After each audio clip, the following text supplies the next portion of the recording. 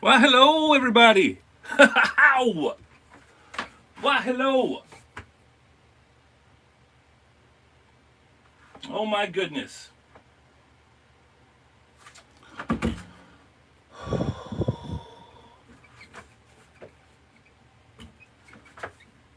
You guys, the orientation is doing it to me again. My goodness.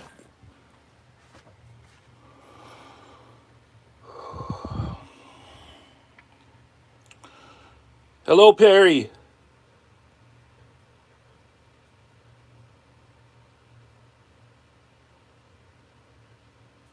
Hello, Amy Joe. Well, you guys, I did it right. I checked like over and over and over.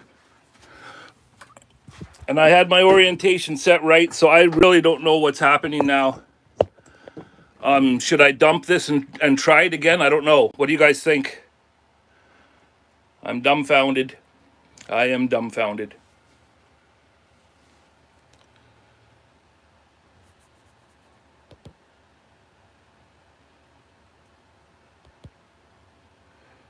Is there any way I can change this? Holy smokes, why is it doing that to me? Well, I'm sorry, folks, but we're going to power through it. We're going to power through it. Well, welcome back to WIP Wednesdayz. Wacko wacko. Wowwy'z Workshop.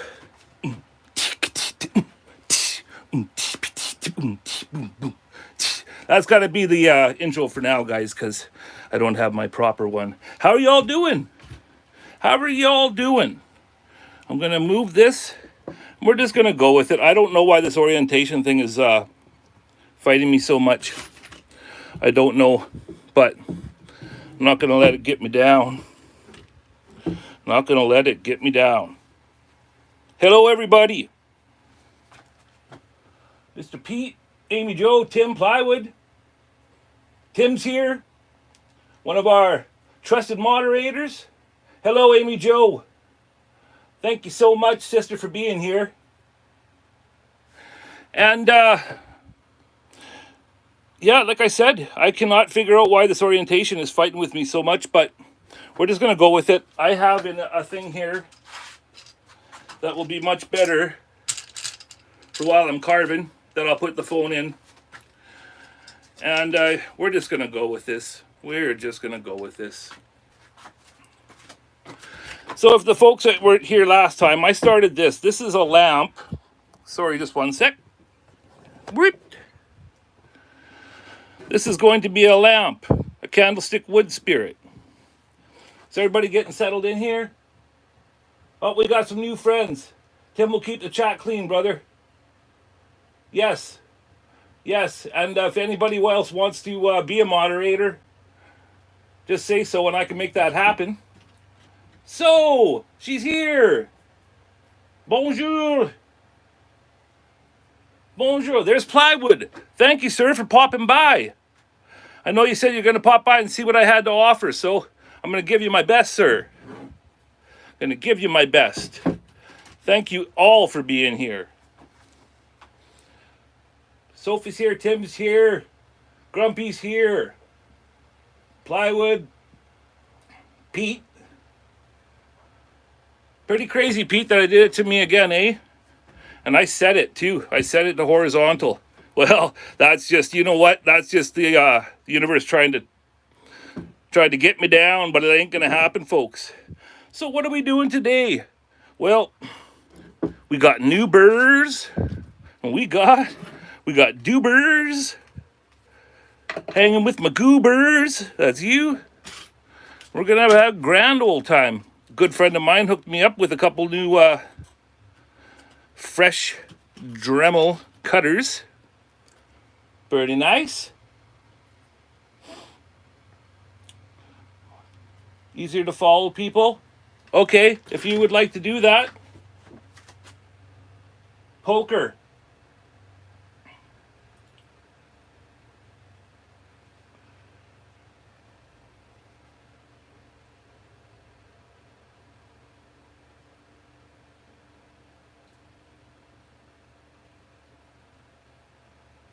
I'll figure out how to do that, and I'll mod you, sir. Sorry about that. Just getting the swing of all this stuff. Okay, well, I don't want to lose my viewers, so I guess I should keep on talking. We got new burrs. Yo! So the cutters that I love, 7144, that's the diamond burr that I love for detailing. And so I got a new one of them. And then here is the 192. Now these burrs, folks, are the ones that I'm going to be featuring now under my how-to, my makers videos. I finally got my Amazon thing set up properly. So, and that there is a 9905. That's the regular sized carbide cutter ball, just a small one. These one here, the 192, is the big one. And that's how we carved in this little undercut here, most of that. And then took away the big material with the trusty Cuts All Extreme Flame. All right. Nice to see y'all here. Can someone in the chat tell me what the orientation stuff is about? Was this channel reported or something? I don't know. I don't know why it's doing that. I would really like to know. And I'm going to do my best, folks, that if you guys ask a question here, I will call it out, so I'm just not answering out in the air. Yes, I wanted to do it in landscape. And when you first set up the live, there's a little box, and you hit it, and it went to horizontal, and it said stream in horizontal. And then I did my details, and went to her, and it just didn't, it doesn't work. It's not working for me, and this is the second time. And I'm really, I'm stressing, because when I carve, I want to be in landscape mode. And it worked for my Blung, my second live, my Blung video. It worked for that. So I don't know, and I apologize, guys. And when I mentioned dubers, well, that's what we get our dubers in from the dispensary. I use that for pain, folks, if you didn't know. And yeah, it really helps. And it's legal up here in Canada. So all of my friends from all over the world. We got Quebec, we got Germany, we got Florida. Larry, I sometimes have to turn my phone up sideways and then turn it back down. Oh, okay. I was trying there, but like it's saying orientation is locked, rotate device back, so I better just not mess with that.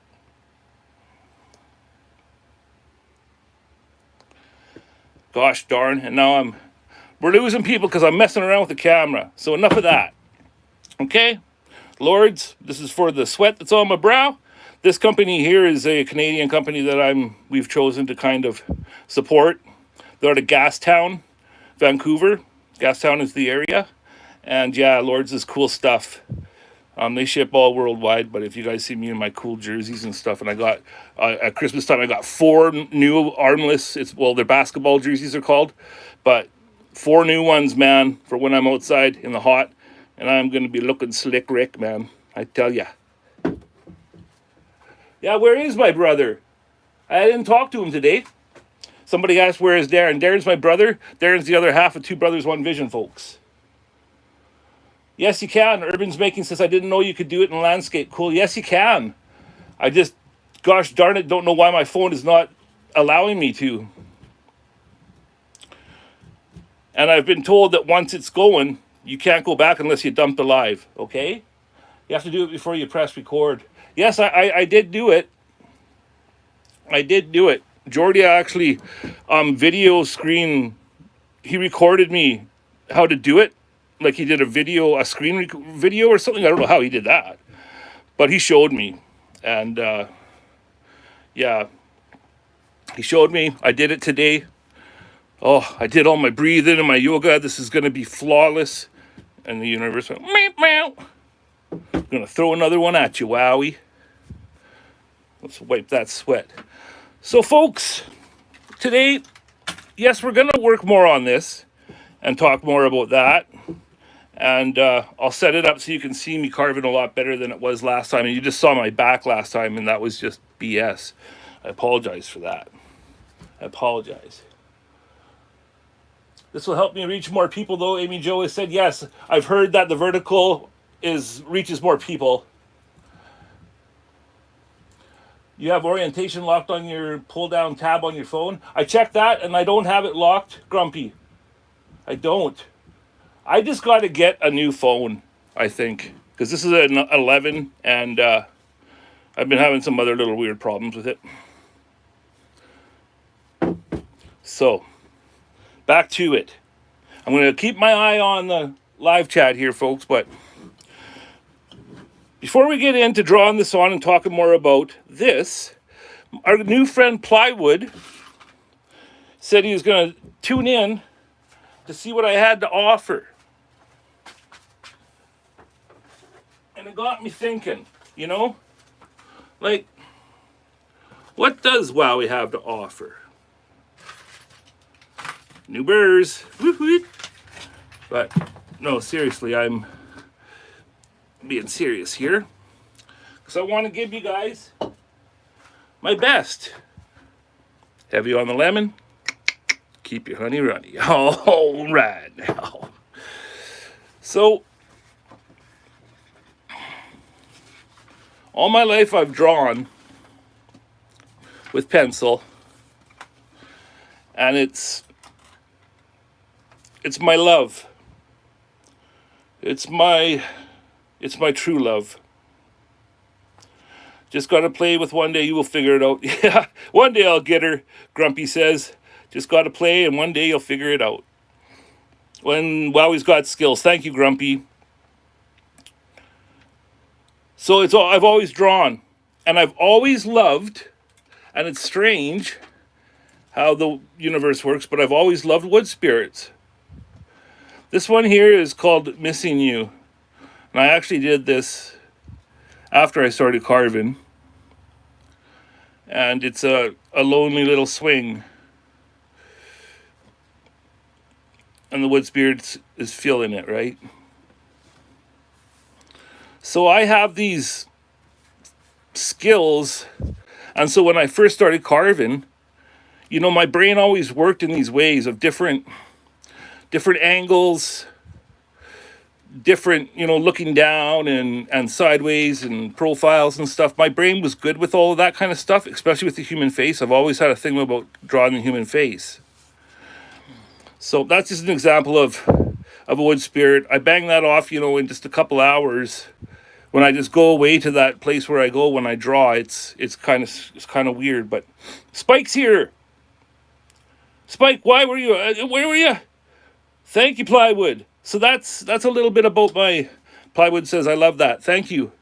Love that drawing, says Tim. Thank you very much. So that's a little taste of, you know, my drawing. And I also wanted to say, because telling you guys what I have to offer here. Well,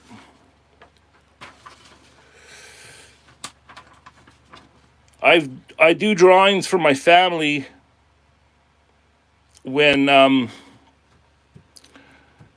someone passes on. I'm kind of like the family member that they reach out to help with Perry says, my son draws, Wowie. I used to draw, but I'm not that good. Well, it's all about practice, my friend. It's all about practice. I will draw things that are to go on tombstones onto, well, tombstones, I guess is the best way to put it. So this was my great uncle, and I drew that, and with the funeral company, they did a rendition of it didn't have so much shading and stuff. You can see the treble clef in the clouds. I might get a little bit teary-eyed because, well, these pieces just mean so much to me. So I did that for my uncle, and that's on his tombstone. And what else I'd like to show you guys? Speaking of that, what I learned from that one, I got from this. Now, this was my grandma Seder, Bernice Mason Seder. And she had a vision when she was in the hospital of her parents coming over the hill and a little baby colt running alongside of the wagon, because this is where they came from. They came up from Oklahoma, my family. And well, this is on my grandma's tombstone, and the people that do the engraving, they explained to me that I had to do it in a negative form, and my God, this took me so many times to figure out what that meant. But it's basically having to, you know, carve it or draw in the shadows, so when it's engraved into the stone, it has the right visual effect. Oh, Tarek's here. Hi, folks. Unfortunately, I won't be able to stay long. That's okay, brother. Just popping in is just much love, man, and respect. So that was for Grandma Saders.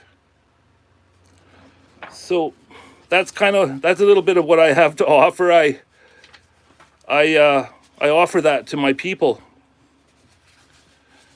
This is just a taste of. I've always liked faces. So this was in my years when I was bartending and being a vampire and living at night time. And yeah, hit that like button, guys, please. Please. Get the algorithm to like me better and let me go in vertical.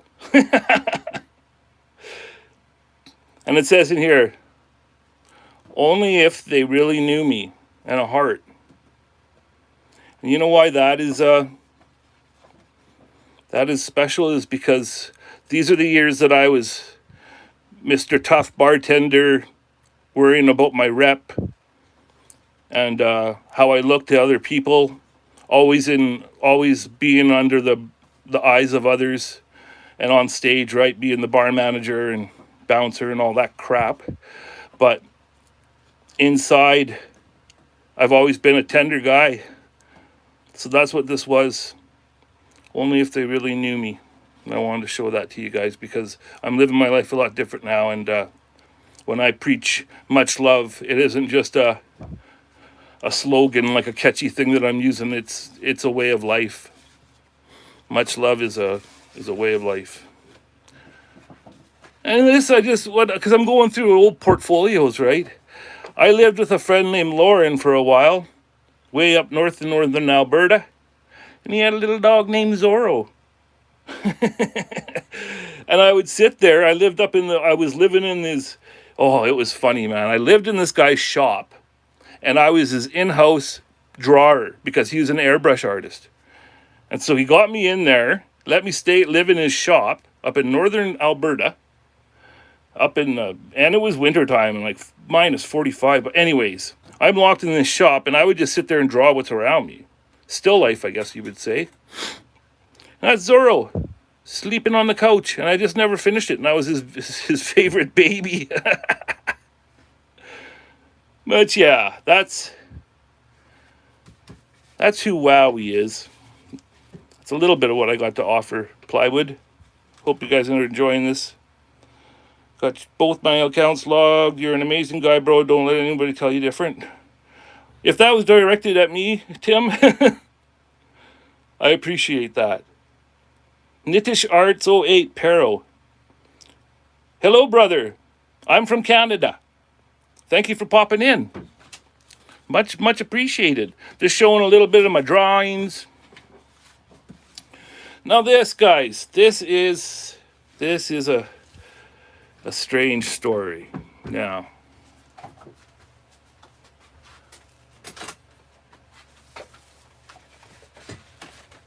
oh, sorry about that. Just had to put them up good. Now this, is that better? That might be better lighting for this particular thing. This is a piece of leather. Now this is before I had ever considered drawing. I mean, not drawing. I've been drawing since I was 1. But this is before I had ever considered of ever trying to carve. And I was going out with this girl, and I was helping her and her dad make some belts. I'm not going to get into this, but we were helping out a group of bike enthusiasts and making some belts. And I got really good at making these belts and stamping and stuff, dyeing them. What we got here? Under the bark. Interesting. Okay, back. Hey, Amy Joe. Amy Joe's back. Hello, hello. Wheels is here. Thank you. Another one of the mod squad. Don't mess around, man. My mods will kick you out right quick. Nah, just kidding. We love you guys. So, I have this drawing that resembles this that I did years before I met these people. And it was actually, it was a copy from an artist out here, a Vancouver Island artist. My auntie had a book. And the whole book was just the study of this old man and wife out on their farm. And I just loved it. But this is inspired by that guy. And I drew a picture that's a lot like this.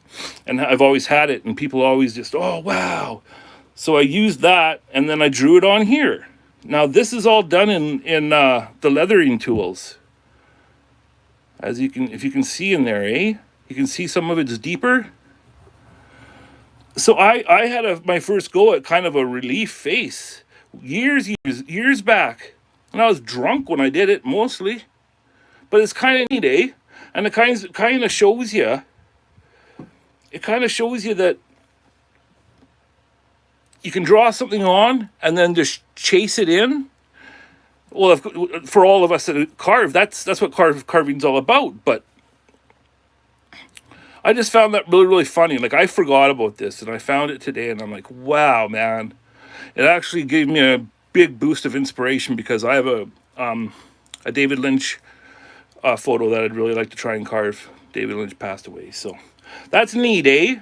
Something, just a little example of what you can do with some very, very light. Like, that's not in very, very deep. But the scratches, I was using those little leather working tools and stuff and put all the scratches and wrinkles in there with that. But pretty trippy stuff. So that's a little bit of what I got to offer there, sir. Hope you legs like that little chit chat. And now, let me just have a little sip and breathe for a second. I got my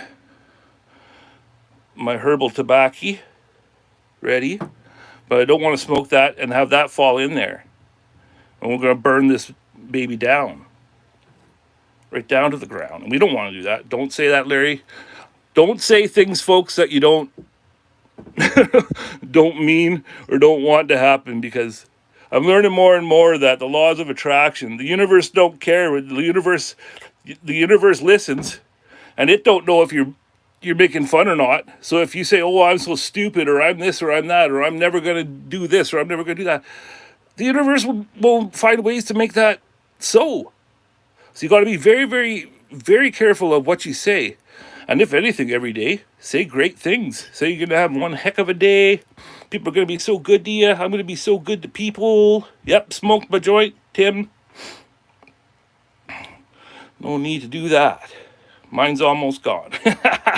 Right, be careful of what you concentrate on. That's right, but that's right, Tim. Be very careful of what you concentrate on. That's my. Hello all, hello Wowie, hello Matthew. Thank you for being here.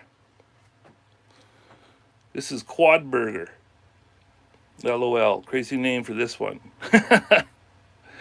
Yes, Matthew, thank you for coming, sir. Cheers to you.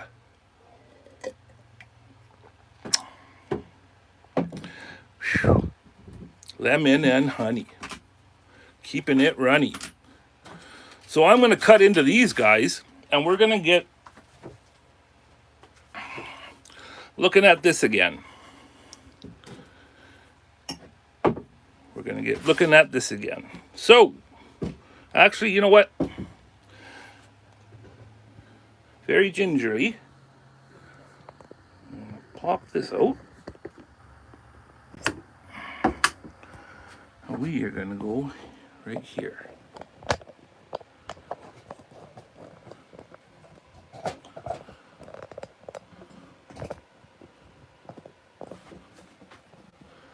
I'm sorry for the car stick.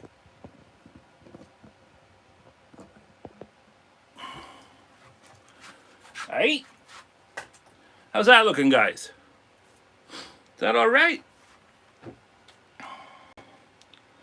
Matthew says, just got done carving for a while on my new leaf project. Awesome, man. Awesome. And just to, so in case the folks watching that don't know, on Kindred Spirits Woodcarvers is our awesome Facebook group where the tribe all come from, basically, because it started off as Carving Fusion World of Woodcarvers, and it's now the Kindred Spirits Woodcarvers group on Facebook. And we do challenges. And it's an awesome way to get everybody rallied up, and we got prizes. And I got updates on prizes, by the way, guys. But our latest challenge, for the folks that don't know at home, is the New Year, New Leaf Challenge. And it's a carving where you have to incorporate a leaf. And it has to be, it doesn't have to be the first time you've carved it, but it's kind of like a challenge within a challenge. Try in the new leaf, turning a new leaf. Try, because it's a new year, try to carve something that you've never carved before. You know, keep things fun in the carving room, spicy in the carving room, so to speak. So yes, that challenge is going on, and everybody is doing their different things where they got their leaf incorporated, at least one leaf, and there's so many awesome pieces already being submitted and shared on the group. And I encourage anybody out there, if you are looking for a kindred tribe of people who really care about each other and love wood carving and learning, come check us out. Come check us out. So that's great to hear, Matthew. Can't wait to see what you've done.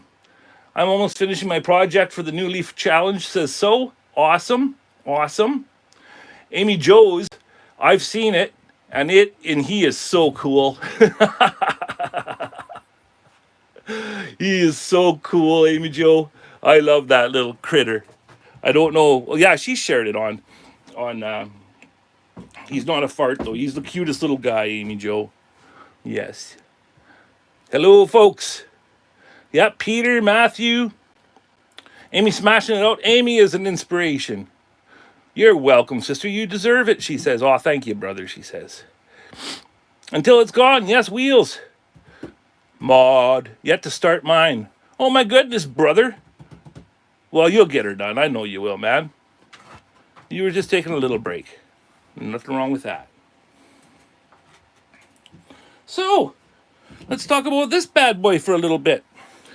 So as you can see here, he ain't got much of a profile yet. And we got to have a good profile. That's the old Just Carve Rob profile, right? Shout out to Just Carve Rob. He popped in last time. That was a surprise. I don't think he likes the channel that much otherwise, not with all the stupid dancing and being a goof. But hey, that's just what Wowwy is. But yeah, we need more of a profile. But the thing is with this is that it's drilled, right? Because this is going to be a lamp. And you only got that much, right? Technically. So you can't just give her in there and go punch right through, right? Because I don't want to hit the hollowness in the core. So you got to be careful. But we got, like a good almost 2 inches to play with. So I'm going to get into the cuts all extreme there. Is this any better for you? And get some of that material off. And then we're going to redraw. I'll just do it right here while I was sitting here talking. I'm going to redraw these cheeks. Redraw the cheeks there. One's a bit too high. And get that face started. Like I got we got the little smile there. And that's just an idea of where things are gonna go. That is way too high, that cheek there. But that's because I'm not really looking. I'm actually drawing and staring at the computer. Lots of shit going on. Lots of stuff to do, just a little bit of time to do it. All right. So yeah, get those lines on there. Get that figured out, how we're going to do the cheeks and stuff. The nose, once I'm going to carve in deeper in there as well. And then the nose will then get cut in on those nose humps. Right? See, now you can kind of see how the plan's coming together there. That's how he's going to kind of look, though. So that's the plan. Oh, yeah, and then down here we got a chin that we're going to do. You see, what I'm trying to do is stay away. There's nothing wrong with, like, wood spirits can be anything, right? Yes, Amy Jo is doing awesome. Thank you. Always need to redraw. That's right. Redraw. I draw 1,000 times. So, a small detail that is not insignificant when you are not drawing natural drawing. Yes, Matthew. Amy Jo is tops. She is. So, that's the plan for this guy, right? That's what we're going to go after. And what I was going to say about the wood spirits is that many times, especially beginners, we just want to go for the ones that we're comfortable with beards and whatnot, and because that's how we learn. We've learned them, and from all the amazing channels out there like Jordy's and Just Carve Rob's and stuff. The original, check this out. Oh, this is on the wall. The original how-to videos are wood spirits with beards, and that's just kind of like the classic. This is a really old school carbon fusion one that Jordy gave me. So yeah, this is kind of how we all learn our wood spirits, and I love doing them like that. Don't get me wrong, but what I'm trying to say is, I like to also mix it up so that you try and do faces, like actual faces. And it's not like, I know it's a comfort zone, but it's not that scary. Like, after you get down to the level where the mouth and everything needs to be, you just draw it on there, cut it in with a carbide ball, like this here, this 9905, and then go in after with like the 7144 here, and clean it up, and then you got a mouth slit. And then again down here, here's his little chin. Well, you go in, you take a Kutzall ball, like that, say, and go underneath here, take away the material, and then in no time, you're gonna have a chin. It's very, very basic and easy, and it doesn't have to be scary to try the full face. That's what I'm rambling about. That's what I'm trying to say. Sorry if that took forever. It's showing Amy Jo, the steampunk guy is wicked looking. Yes, Amy Jo's steampunk challenge. I'm Carbon Fusion, Just Carve Rob, Spike, and myself is actually a part of it, but nobody really knows that. Is also hosting. Jordy's doing a steampunk challenge. The challenges are wicked, man, and like, you know, we can't have too many overlapping, but the more the merrier. If there's a couple going on at the same time, that's just wicked. Nothing wrong with that. So the steampunk challenge is really cool. And Amy Jo did a wicked piece, man. And I really like the owl, especially. I know I've seen thousands of wood spirits. Don't get me wrong, I love my wood spirits. But that little owl, that little hooter, sister, all right. What do we got here? I bought some rasps, use them a lot. Black Widow Woodworking says. Yes, rasps are pretty cool. I got a couple here from Kutzall, and they're pretty neat. This here is in the fine flavor. That there's coarse, but they can really help. And if it's something like this, like these drips up here is the wax strips, right? What I'm going to be doing in this, especially on the long ones, is you take material out this way, and it gives that drip more, it just gives it more dimension, right? You got to make those drips look like they're physically dripping down. So a thing like that, like a rasp, would be good right in there, because this is like a half round. Yeah, so these can come in really, really handy if you don't feel like power carving and making a lot of noise. I got a couple rasps. Shout out to Kutzall. Really good tools. I'm not an affiliate, but I am a supporter. What we got? Speaking of Al, I got to work on another one for my son, says Perry. Carving with Perry says he liked the steampunk one I did, so I'm going to have to make him one. That's awesome, Perry. Your owl is really funky too, man. I love how you incorporated all the bits. Very good job. It has a Van Gogh look to him, says Wheels. Yes, it does. I want to do another owl with the steampunk. I think they will sell it in the Hartzell. Oh, that's awesome, Amy Joe. Yeah, great sellers, man. Yes, that's right. Yes, Tim, do it. Do her up, folks. So what do you think? Well, then I was also saying with this one here, this layer of dark, I'm hoping and praying that that is going to go back to the lighter shade when we get deeper there. You can kind of tell that maybe the dark is just that are the rings as we go through. But I don't want the eyelids and the eyes to be dark like that. So I'm going to try to draw on that too while we're sitting here before we start making any serious noise. And I'm thinking kind of like an eye like that.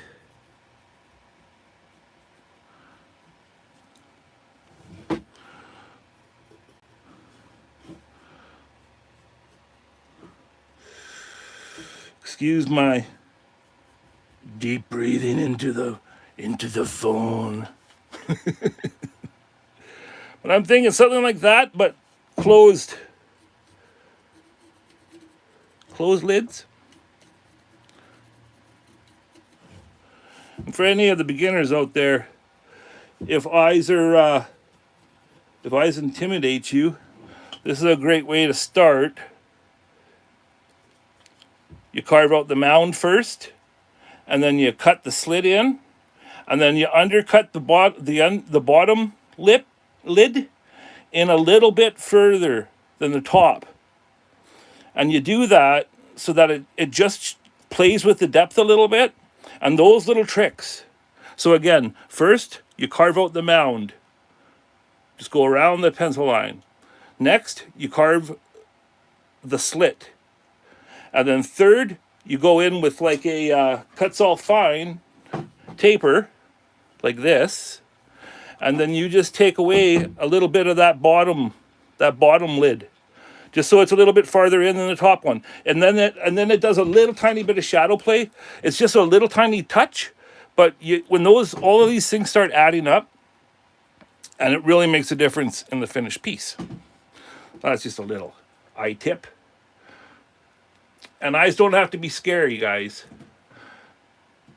Wheel says, I have an unfinished owl yet to do. Might finish that and then do the leaf challenge. But also got steampunk on the go too. Oh boy. My goodness, Wheels. Gonna have to give you a boot in the old bottom and get you going, brother. Closed lids are easier. Yes, they are, Tim. I guess that's the gist of it. Closed lids are easier, and then as you get going, you know, when I do an eye, I always kind of have a top lid, and then you know I'll do an open eye tutorial on how I do them one time, and it's pretty easy. You know, all of this, it looks like magic when you're just looking at it when it's finished, and you think, holy crap, like how the frick did he do that, right? But when you see it step by step, it isn't so crazy. And see, check this out. This is a really, really early one that I did. That's kind of neat, eh? The candle's going to look cool. Thank you, Matthew. And it's going to light up. Did I mention that? It is actually going to be a lamp. It's going to be funky. And I'm thinking it's going to be I might do a giveaway with this, because we just hit 500 subs. And Amy Jo, I'm going to make this a public thank you. She made a post. I was at 493. Amy Jo made a post on my birthday. I turned 50 and I broke 500 subs. And Amy Jo, you had a big hand in doing that. Thank you very much. Here, I gotta type that.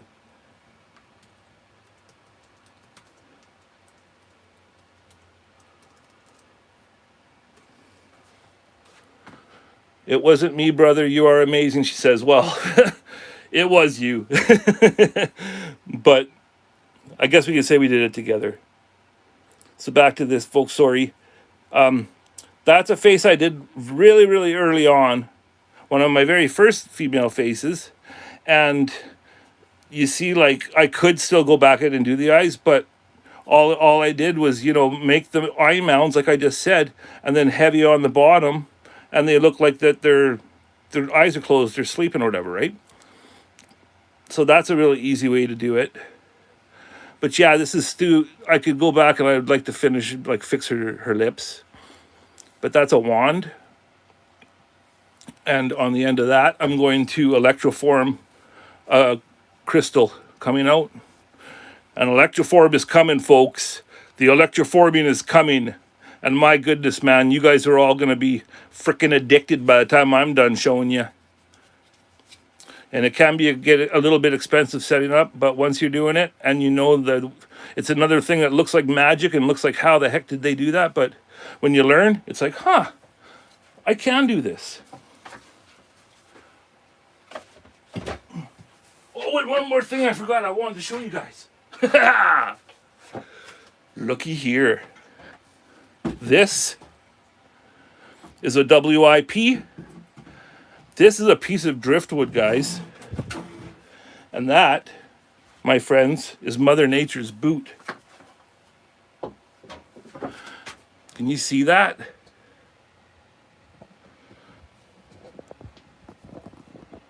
Isn't that crazy?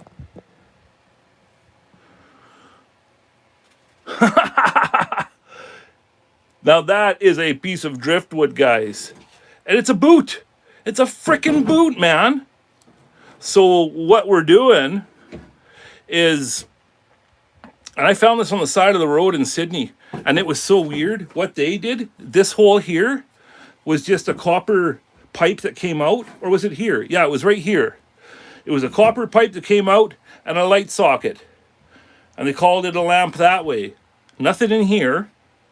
And it was all shiny with like this really, really old, probably 40-year-old varnish. And so I got that, took all that crap off of it, sanded it for days and days and days. And then what Darren and I are going to do together, you see the holes? He's going to braided copper, and we're going to make braided copper laces, sorry. And then they're going to hang down, and they're going to have copper spirals. There's going to be some crazy things hanging off of the end of the lace. And then inside I'm going to have copper, and I got aqua green metal foil that I'm going to mix with the copper and the brass. So it's going to have like a greeny, coppery, brassy metal leaf inside there, and it's going to have a lamp. And I don't know if I'm going to use a green LED, because they do make those, or a fire LED like I do. But that's going to be Mother Nature's boot. And that's one of the next projects coming up for WIP. What do you think of that? Ooh, that's gnarly. Thought straight away that those lace... Thought straight away are those lace holes. Yes, you did, Wheels. You got her. Oh my God, that's going to be so cool. Thank you, Amy Jo. Tim says, oh my God, that will look so cool. Thank you. Like a cowboy boot. Like a shot off his boot. Yeah. Cool, eh? So yeah, when I was getting ready today, and here's a story. So I'm sitting over at Darren's in the underbelly, and it's summer, and it was right after we got this awesome find, and I'm sitting there, and it's in my lap, and I sit on the grass just like cross-legged, and it's better than sitting in a chair. I don't know, I'm weird with my back.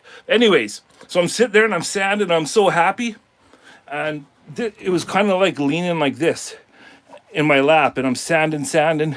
All of a sudden, I see these legs come over the edge here, and like everything stopped. My heart stopped, and I just breathed in, and then I saw these legs come up over the edge, and then what was in there? It was inside, like down in this part, was the biggest effing black widow. The bum of her was as big as this of my pinky. Oh my God. It scared me so bad. That big mama spider was in here somewhere. Oh my God. Yeah. And so I didn't know, like I just threw it and frickin' screamed, and I come flying out of the underbelly, and everybody's like, "What the hell's wrong with you?" My mom's sitting there and Darren's sitting there, and they're like laughing at me. My God. So I wrapped it in black garbage bags and laid it in the sun for like a week in the hot sun, and that would kill anything that was in there. And I feel bad that I had to do that. But that thing, if that thing would have bit me, man, I would have been in the hospital, because she was just plump full of the good stuff. So yeah, a little bit more show and tell, eh? What do you think of that, eh? Hey, look at that. Hey, what do you think of that? Cool, eh? Cool, eh? And speaking of the steampunk, I don't know if I showed you guys on my last one, but this is what I'm doing my steampunk challenge out of. West Coast Driftwood. Probably cedar. I don't really know. But that's my canvas for the steampunk. And if you guys didn't know, because Jordy just made one little video, but I'm donating a carving as a prize for the steampunk challenge. And Jordy's donated 2 carvings for prizes in the New Year New Leaf challenge, which I still have to post in the group. And he also is giving us a used marathon microcarver. And it's going to be, I'll make sure that everybody knows that it's been used, but it's a kind of microcarver that has the 332, call it, and it has a bunch of little burrs with it. So anybody who gets that, and it has a little foot pedal, it's a marathon, a couple years older, but hey, free tools is good tools. Run her till she don't run no more. But he's donating that, and like I said, 332 and a little thing of burrs. But it's great to have that in your arsenal, so when you do come across those smaller burrs, sometimes burrs come in 332, and it's like, you got to change your collet out of your, if people don't know, you have to change the little collet in your flex shaft and mess around and change it from a 1/8 to a 332. But it's cool if you have a microcarver. Keep the microcarver in 332, and so it's always ready. And then you can also buy bits in 332, which I do. And I keep my RAM set for 332. So that's just a little bit of news there. Jordy's donating, which is cool. I'm donating the cordless Dremel, the 8240 cordless Dremel, and I'm thinking that I'm going to buy a flex shaft for it. And yeah, and then of course where the admin's going to do the shipping. Claire has talked about possibly donating one of her carvings as a prize. So my goodness. Good stuff. Good stuff coming for anybody who, and it's just, there ain't no best carving or, we did that once. We kind of had like categories, and then, no, man, no, that's not what we're about. Every carving is equal in my eyes, the admin's eyes, and the majority of our group, because it's all very, very special magic that's coming out of us, and we don't want to do things like that. So it's basically, if you take part in the challenge, you take part in the prize. And that's just the way she goes. What we got here? I need some Flex Cut Pro knives. Will says, meant to ask you, Amy Jo, how do you get with a quick release chuck? Does it hold firmer or get loose? Well, how do you get on with a quick release chuck? That's a good question. Dremel has a little quick release chuck that I can show you guys. Is that what you're talking about, Wheels? Amy Jo says, oh, it works perfect for me. That's good to know. These are good that way, right? Peter says, I have a brand new Dremel flex shaft I can donate so you don't have to buy one. Are you serious? Holy smokes, Pete. Thank you. My goodness, guys. Pete, if I listed off all the things that he does for friends, we'd have an hour of that and that alone. But that's a quick release chuck that you guys can get for your flex shaft. And they work pretty good. That one just happens to be worn to shit. Worn right out. Thank you, Pete. That would be awesome. I am going to also buy at least one mandrel for prizes because carvers need a good sanding mandrel. Getting a sanding mandrel into your arsenal changes the game. I'll tell you, in the very, very beginning, when I first started carving, the sanding part was actually daunting to me because I got a bit of the OCD. And so sanding took me so long that I was losing my love for it right off the bat. And it was like, there's got to be a better way. Then we came across the old Pete Blair, and I've never went back. Emery cloth, that's just a Jim dandy. So I'm going to buy at least one of those as prizes for the giveaway. You guys mind if I have a quick little puff here while I talk to you? I just got to cover the holes so we don't burn the baby down. Wow.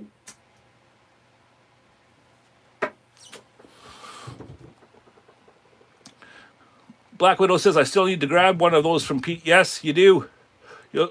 I'll toss one in with a flex shaft. Pete, I'm going to send you some cash or something. We got to.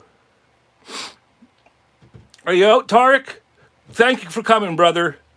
Much love to you, man. You're always such a great supporter. Thank you, Tarek.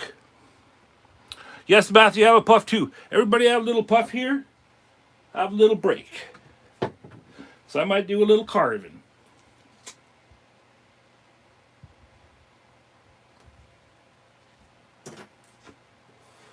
Do you guys think I should carve on it a little bit? What do you think? No, we don't take cash, sorry. Oh man. The support, like I say, guys, the support within this tribe is just magnificent.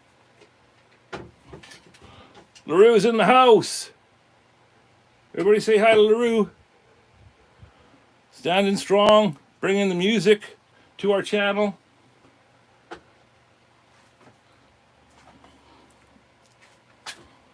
Yes, it is family. Tim says it's family, and he's totally right.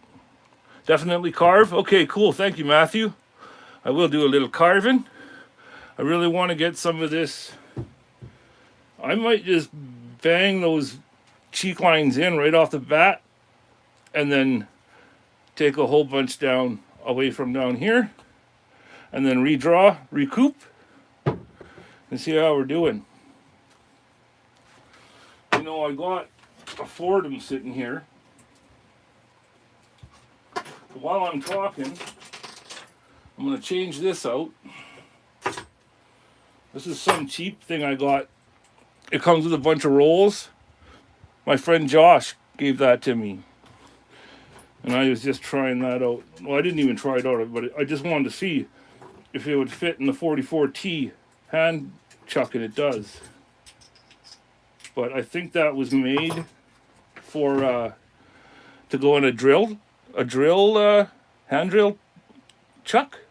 But I just figured out, well, hey man, that happens to be the same size as a 44T. So that's something to know.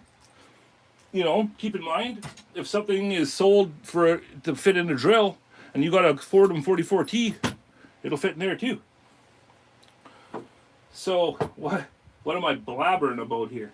I could put on, let's see, what do I got? I could use a little bit of this bad boy. That there's the saber tooth extreme.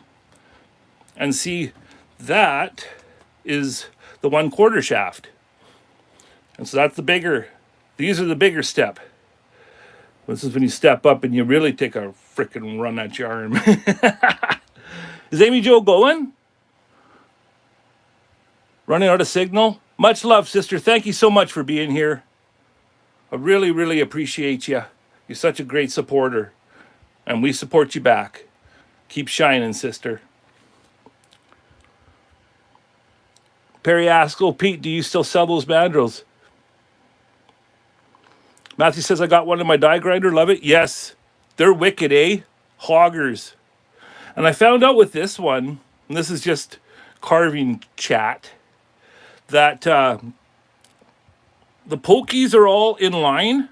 They're not staggered like a Cutsall is. So when you use this saber tooth, it cuts straight lines. If you're to go in strokes like this, it'll carve straight parallel lines. So when I use this one, I go in a soft circle, and it takes away those lines, because those lines with a fucking sorry for cursing. I think that was my first curse.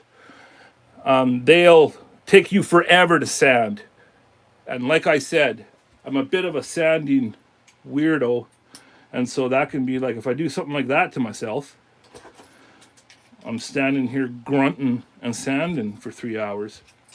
And then I just figured out finally, well, you go kind of like that in a circle, and they don't do the lines. All right. Got so much to say in just a little amount of time to say it. First curse. That's good to know. Thank you. Tim says that's good to know. Yes, I don't need more stitches.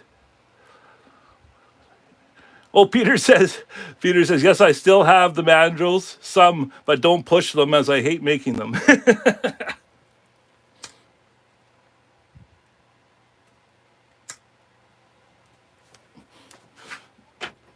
That's awesome.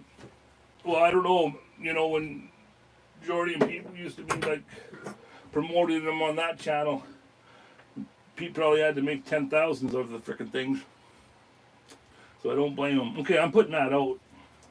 It's freaking me out. Like, I think I'm going to burn down my carving station. I'll get that out of the way. But I think I am going to use that Fordham. I have to get a... I don't know why, but I just don't do very well with the foot pedal. I have to get a hand switch for my Fordham. It just makes more sense because of my bad back. I got quite a problems with my feet. It's not full-blown neuropathy, but it's kind of a mild form, not like my brother's. He has it really, really bad, but neuropathy. But yeah, I got to get a hand dialer thing for my Fordham.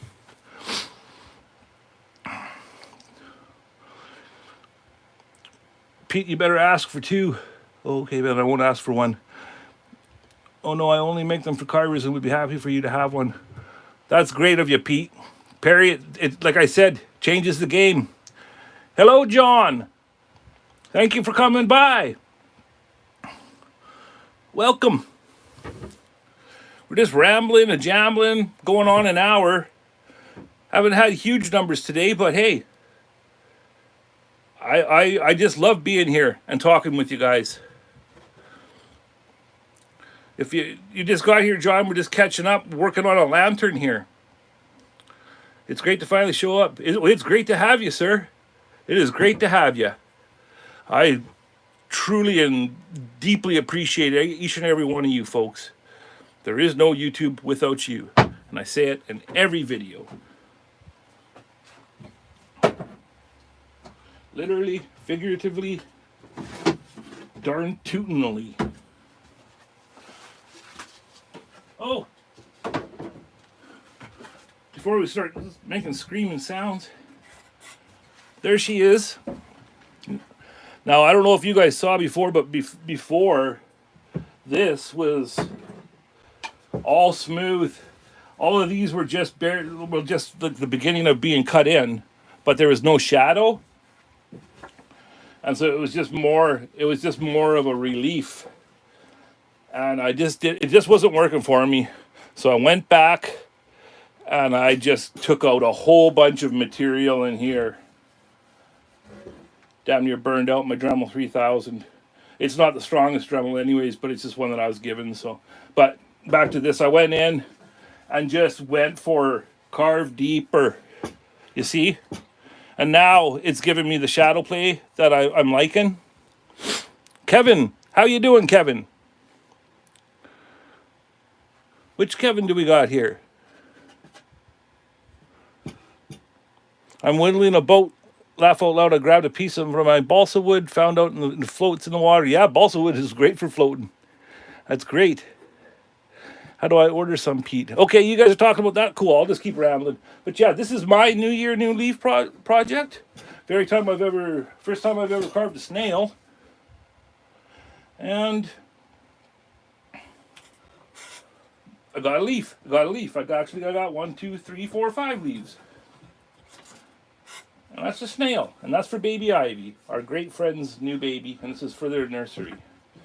And the more I think about it, I am going to add color. I got a couple different types of aniline dye. And I also have actual wood stain in a teacup green. So I'm thinking maybe the background a lighter green. These, the stain, the darker green. Maybe the darker green grass, and then some browns and stuff. And I'm thinking of wood burning the lines on the snail shell to make them pop. But my goodness, oh yeah, you know, one of those things. Oh yeah, I'll make her a snail. Snail, I can do that, no problem. And now I've been down the frickin' rabbit hole, carved it 3 times now. But like I said, you got to get it so that your brain is happy, or it'll haunt you and take away your sleep. Believe me, it happens. Oh, it's my wee plonker brother, Kevin. How are you doing, Mr. Strelly? Thanks for tuning in, brother. It's late. It's late over there across the pond. What is it, like 11 o'clock? What others make always inspires me, Pete says. That's awesome, Pete. I hope maybe I inspire you sometimes, because you inspire me.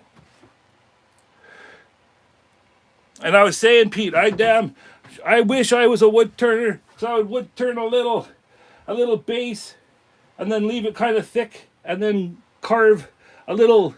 You know how you make a finger holder for the base of your a candlestick holder? I was thinking, like, man, if I was a wood turner, that's exactly what I'd make for this. So maybe think about what you would charge for that, Pete. And do a little collab. See, he's got to sit on something. Something round, anyways. I'll figure it out. But he needs a base, because he's going to be a very special light piece, art piece. And once again, folks, if you didn't know that, that's how that's going to work. That is an E12 chandelier light socket. Just your standard that you get from the home hardware store. And they you wire them up just easy like any other light bulb socket. Just 2 wires. And you got yourself a lamp. But when you're making wood lamps and light pieces, always use LED lights, folks. Always. Don't use traditional light bulbs that heat up. Don't do that. I can make one for you. All I need is the diameter of the candle. Well, sir. 2,200 hours. It's 10 o'clock? That ain't too bad, Kevin. Have another coffee, buddy. Get frickin' vibing. Hi, everyone. Looking good, Lair. Hey, Josh. Thanks for coming, brother.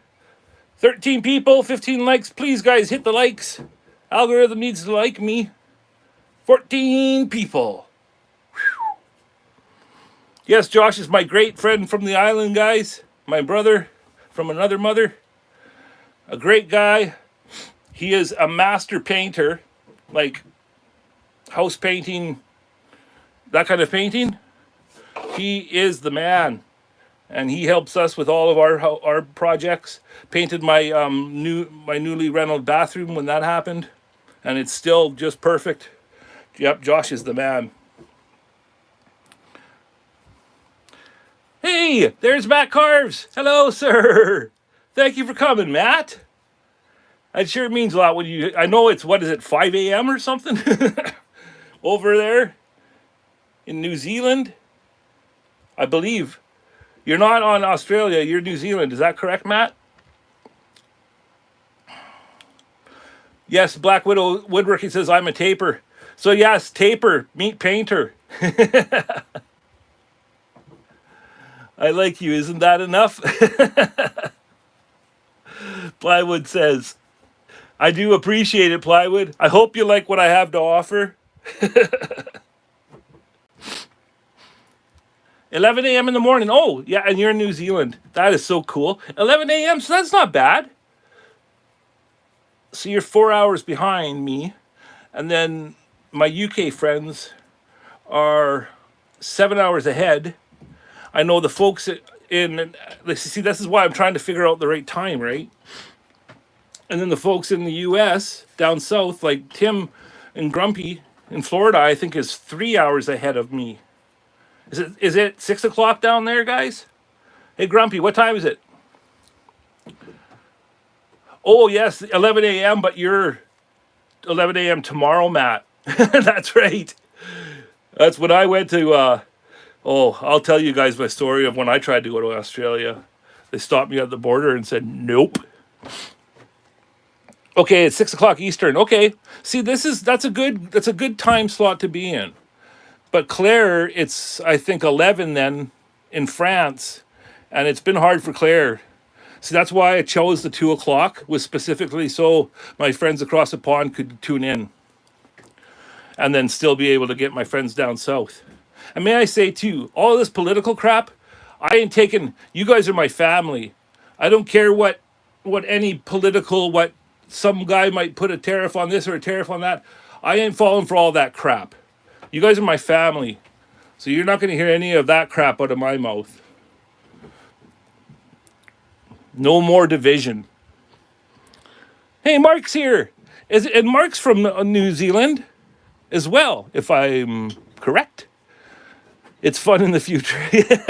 Yes, when I flew to, it was March, I went, and it was the same time as my birthday, and I left Kuala Lumpur, and then went into the air and flew to Brisbane, and over the flight, it ended up landing 9 a.m. on my birthday.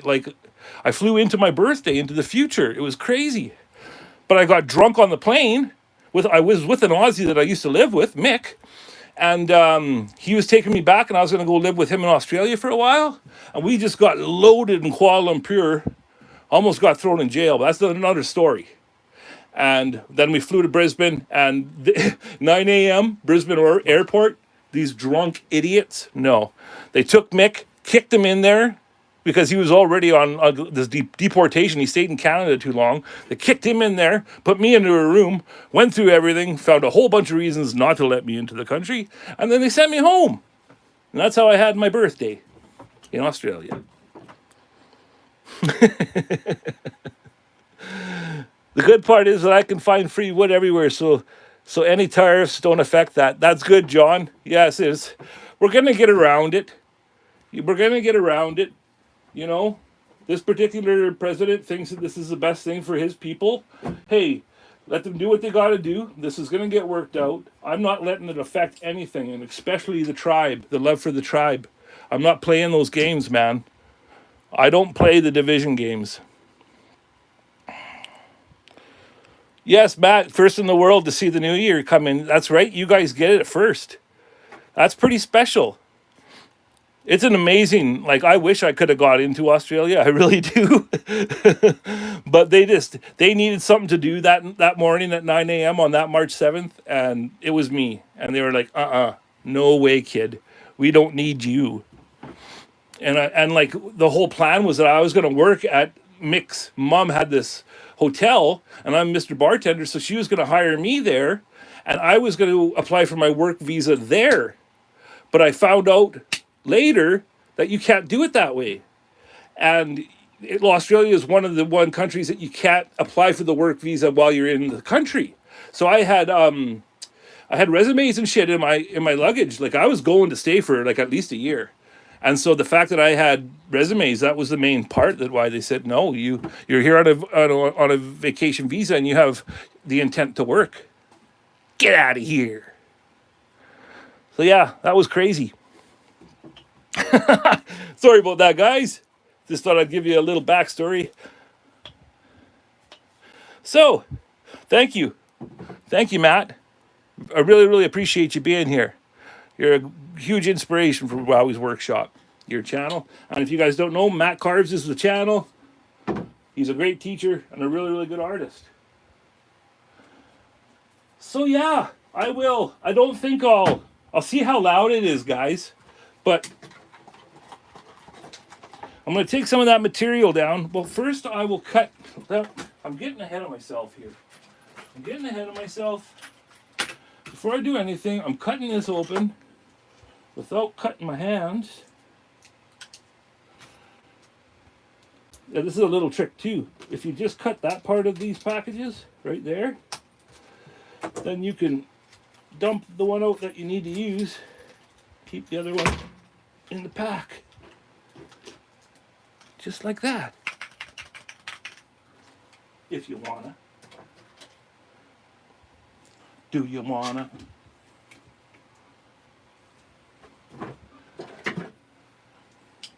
My quick little way for that is I set my pliers to that second, where it's that weird plier setting that nobody really knows why they do that. I found out that it is exactly the size for changing the bits. So this is my quick change. And it's just, I don't know, one of those things that I stumbled upon by accident.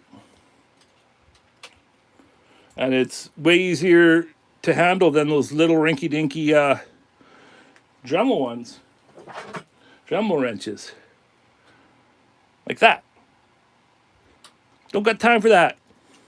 But I do see some of you awesome carvers make little handles for your little Dremel wrenches, and that's cool. Make a little wooden handle. I think maybe Grumpy might did that. Grumpy's really cool at making like roach clips and stuff with little handles. Grumpy there, if he's still here, he makes really, really cool, guys. Check out his channel, Grumpy's Laid Back Carvings, and check out the stuff he's making. That's what you did. I knew Grumpy did it. I knew it. And I don't even know if I've seen it, Grumpy, but I knew it. I know you. I know you.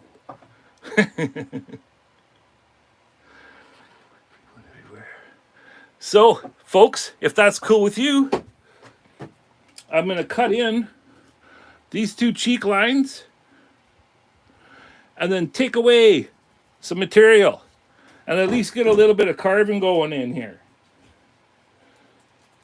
We've already broken an hour. How are we doing we got 21 likes. We still got 13 people. Well, hang with me, folks. Let's do a little bit of carving here and then see where we're at. And I still can't believe that orientation did that to me again. I just almost like gingerly put my phone down here and smashed it with the hammer. Nah. But it did piss me off. Okay, guys. It's going to get a little bit loud. Just put it on my PPE.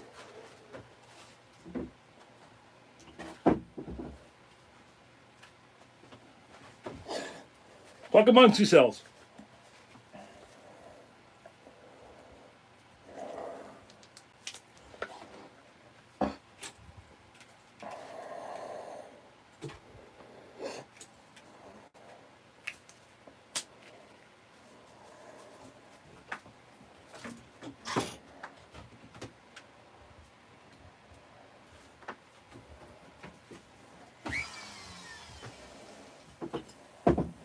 Oh, do this first.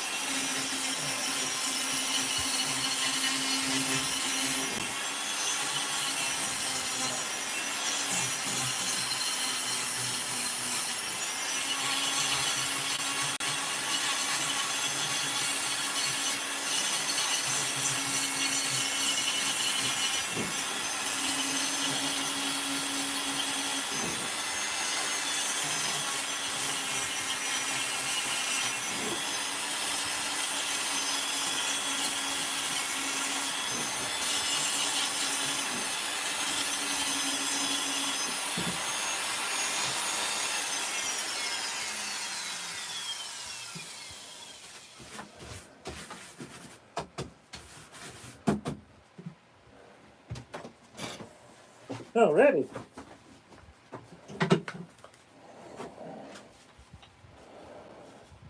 So we're starting to get some of that material gone.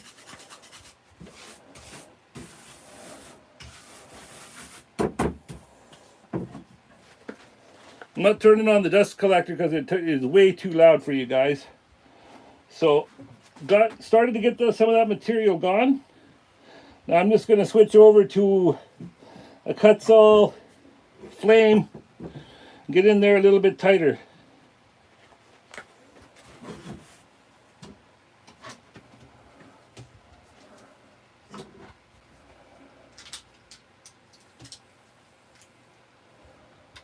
Let's go with, yeah, we'll go with the extreme for now.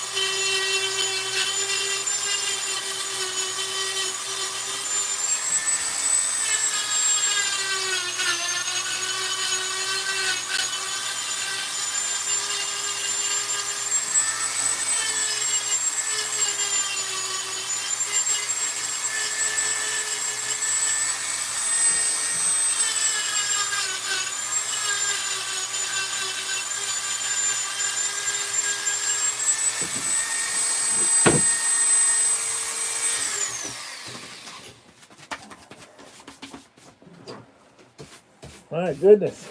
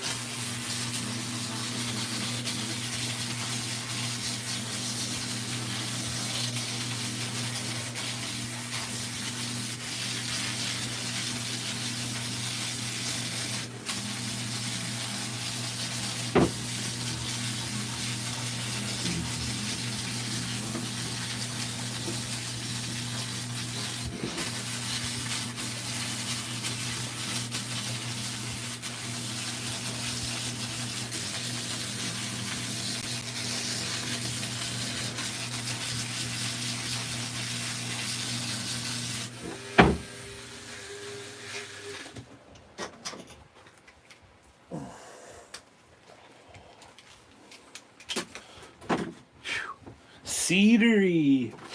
Smells so cedary. Okay, well, there's a little bit of a start. I'm trying to get that, punch out that profile. It is very hard. I don't know if that's yellow cedar or what, but it's a tough one. But I got to get more. It ain't enough. And then once you get, I'm also going to have to carve away some of this in here, guys. We'll be recarving it in or redrawing it in. But the eyes have to go in a bit deeper in here. And that'll pronounce the cheek a bit. And then also I have to go along the nose here and match it up. And get all that punched in deeper. But it's begun. It has begun. And then you guys might have saw me just quickly going around. I'm trying to give those drips. Like I was saying, if you go in there, like these little guys here are a bit too small to do it. But on the longer drip, you go in a little bit in there. And then it gives it a more pronounced bloop. You see that? Bloop. Is that a term? Bloop. Well, it is now. The Wowwy'z Workshop. Boom. Little interlude for you. So, I'm looking at it. Yep. I see what I need to do. I'm going to go in there, carve that in a bit deeper here, and cut along the nose. And then see how we are. How are we doing here? I have just emerged from a 7-day chest cold. Oh no, Matt. Still coughing a lot. Probably no video this week. Looking forward to getting back to carving though. Sorry to hear you for not feeling well, Matt. Is that a Dell floppy disk? A Dell floppy disk. Oh, on my, are you asking about this here? Plywood? Glad to hear you're feeling on the mend. Pete says my wife has had a bad cough for 3 months. I have another friend, Pete, that has been sick since like November. Glad you're feeling better, yes. Yes, plywood. That's one of Pete's mandrels. You see? And then emery cloth cut into squares. And you do 3 facing forward, and then 2 facing backwards. And then you go to town. I hope you can get one, sir. Every carver should have one. Be right back. Gotta take the trash out before my wife gets home, says Grumpy. Yes, I suggest you do that. Mop sander. I guess that's a sign of a mop. It is a mop sander. Is that another term for it? So, it sure is a goddamn good one. Oh, sorry. Cursing. I shouldn't use the Lord's name in vain. I'm sorry if I just did that. But it is a gosh darn great tool. You can even cut the sandpaper and get a softer sand. Yes, you can. If you cut into slits, it can turn into more of a mop style, but then it's not as harsh when you're doing the fine sanding. This stuff here that I was mentioning on my last live, I was getting at Home Hardware, and I just love it. But it doesn't have a grit number. It just says medium. If anybody can figure out what that company is, I would buy boxes of this stuff if I could. But I was buying it for like 4 years, and then they just one day I walked in there and I'm like, "Where's my sandpaper?" And they're like, "No, gone." What do you mean gone? No, discontinued. And then I was like, "Frick!" But then I had some friends hook me up because I got wicked friends, and so I got some backup sandpaper now. What we got here? I need one for a while. I'm also part of the Walking Wounded group. Are you? Well, let me say plywood. Then I don't know if you're aware, but I have a bit of a movement myself that it's called Made in Pain, and it's for any carvers or creators that have disabilities that create their disabilities and through their pain. And I commend you, sir. I commend you very much. Yes, you can get sandpaper in 1-inch rolls. I got some stuff over here. Oh, if I start digging around there. And then I also, folks, if you don't mind me saying, since we're talking about sanding, my trusty, I got a bunch of those at a garage sale. It was like small, medium, and large. Film canister. Frickin' wicked, man. I love them. So this here is my sanding canister. So yeah, I got bits and pieces but I got a couple rolls of sandpaper that are that wide. And then you can do a thing, put them on the mandrel, like cut them in little strips like this, and then like stagger them. And you can do it like use this kind of sandpaper too on the mandrels. But what I was going to show you are these little bad boys. And I got this tip from So. And So is the one that says Sol en corse, under the bark. I won't trash the beautiful French language, and I'm just going to say So is under the bark. And she turned me on to these bad boys. Now these are little sanders, detail sanders, and they got a spring inside. And they come with these rolls of different grits. And these are frickin' wicked, man. When it gets time to get in there into the nitty gritty, this end's rounded. And that end. And so these are just on Amazon. I actually, now that I've thought of this, I'm going to start putting these in my makers. I'm now an Amazon affiliate, guys. I have affiliate codes, links for everything on Amazon.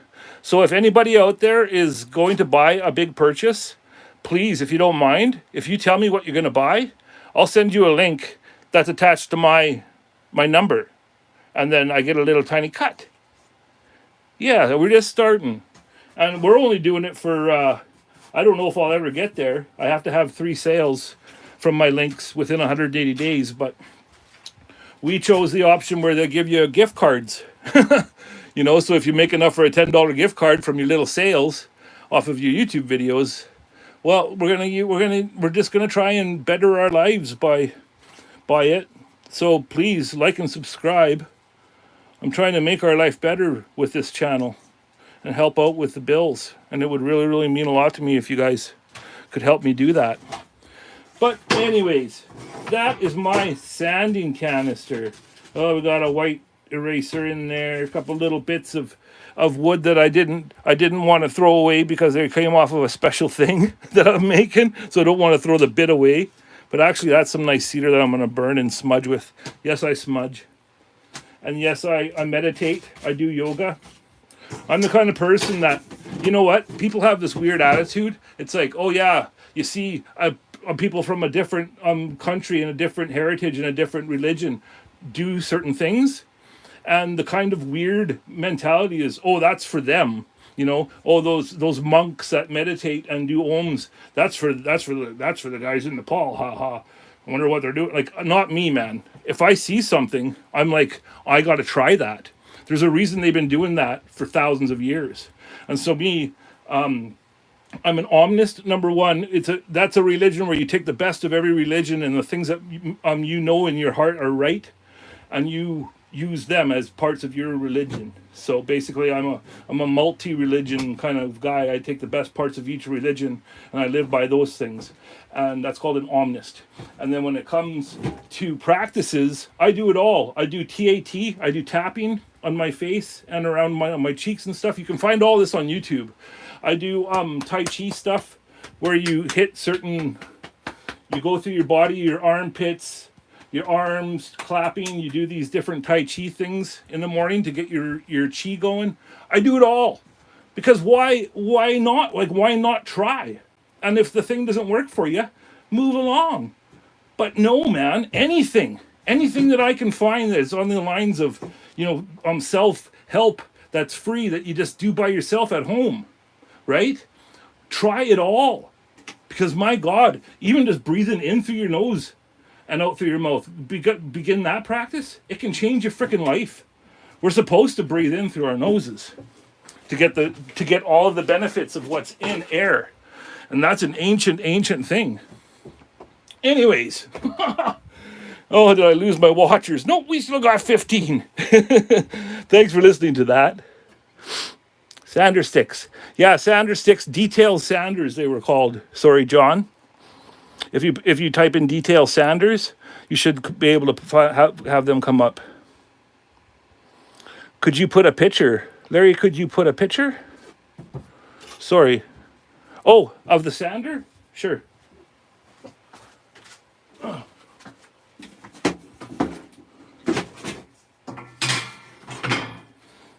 These here. I'll even show you this is what the company, Sanding Detailer. Screenshot, folks. Made in the USA. And then the company down there is lumbertonstore.com. If you wanted to find but they were on Amazon. I don't have the link, but I will start putting them underneath my videos. Like I was just saying, now that I have this Amazon thing, I'm going to start putting that in the description of all of my videos.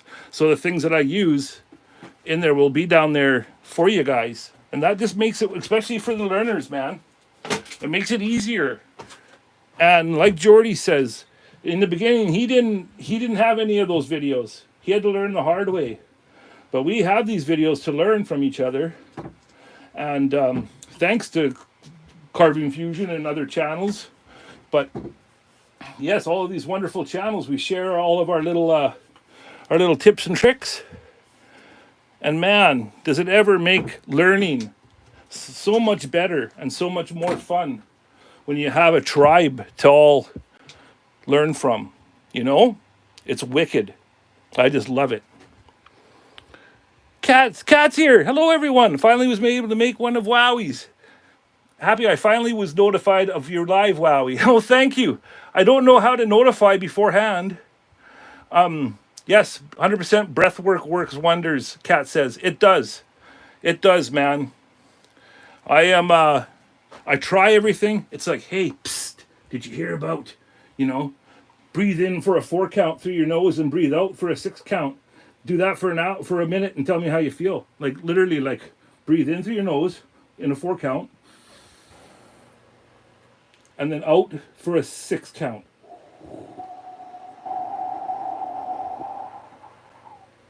If you breathe like that for a minute, you're freaking vibing. You're having the most insane natural rush. And I just caught that on just a random YouTube video. Tried it out. And like I said, hey, psst, you want to try something?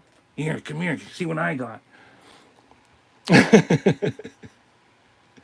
Tribe strong, says Grumpy. You can get up to 500. Yes, you can do it. I actually woke up to look and I had one less subscriber today. That happens, eh? Oh my God, this YouTube thing has been such a emotional roller coaster. You really have to just trust in the process. And I do look at my analyticals in where I want to see retention on different shorts that I make and stuff. and I like to look up the best when my viewers are watching at the time of day and stuff. But as far as the numbers where they're picking you apart and sub count and stuff, I try not to look because it can bring you down a little bit especially when you first start, man. You have to get the algorithm to trust your channel and trust you and stuff, and it's a real process. But we're getting there, guys, and it's with the help of my friends. That's how I'm doing it, with the help of y'all. And much love to our tribe. Okay, guys, I'm going to go in there. The pencil marks are going to be gone, but I'm going to go in there with the flame burr and just take this a little bit more away around here. Talk amongst yourselves, and thank you for being here. I got 92, Wowie. You got 92 subs? Wicked, Perry. That's wicked, man. Tribe strong, brother. You got my support, man. You keep being you, you will grow, says Grumpy. Thank you, sir. I really appreciate that. I hope so. Because you know what? When it comes down to it, I don't mess around when I say that, you know, I really do care the way I portray myself and put myself out there. I care for my fellow man, I care for my family, and I care about my art. And my art is literally my savior. It's what gets me through my days, okay? I'm not going to go in about living with pain and stuff right now. I'm just going to say it. It gets me through. And the fact that you're all part of that and supporting me is just... there are no words to describe the gratitude, and I just want you guys to know that. Thank you. Matt's sitting in the workshop watching and sorting out my burrs. Well, that's awesome, Matt. I love it. Thank you, brother. Thank you for being here. I actually, you know what, I'm just looking down here. I recently got these two here. Is that the Typhoon? Yeah. Yeah, because this is my very first saber tooth, and that's... Look at that saber. That was once the saber tooth medium. That's my very, very first saber tooth. But anyways, I'm getting distracted. I got these two from Fordham. They're Typhoon. Got them from Lee Valley. And I haven't used them much. So maybe that'd be a good one to go around the nose here. And then when the lines get finer, I can go in and try that boy. But I don't think I've tried this one. Well, maybe just once. But that's Fordham Typhoon. Really good burrs too. And I was told by a friend that a lot of these burrs that we're all using from the different companies come from the same factory in China or wherever they're manufactured. So that's just something to think about. Okay.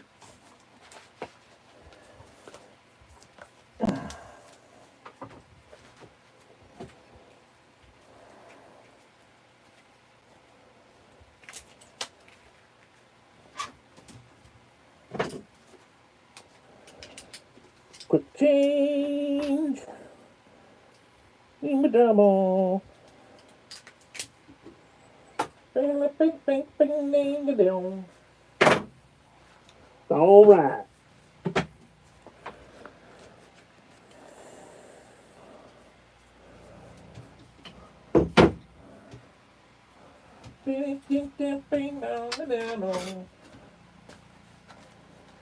There we go.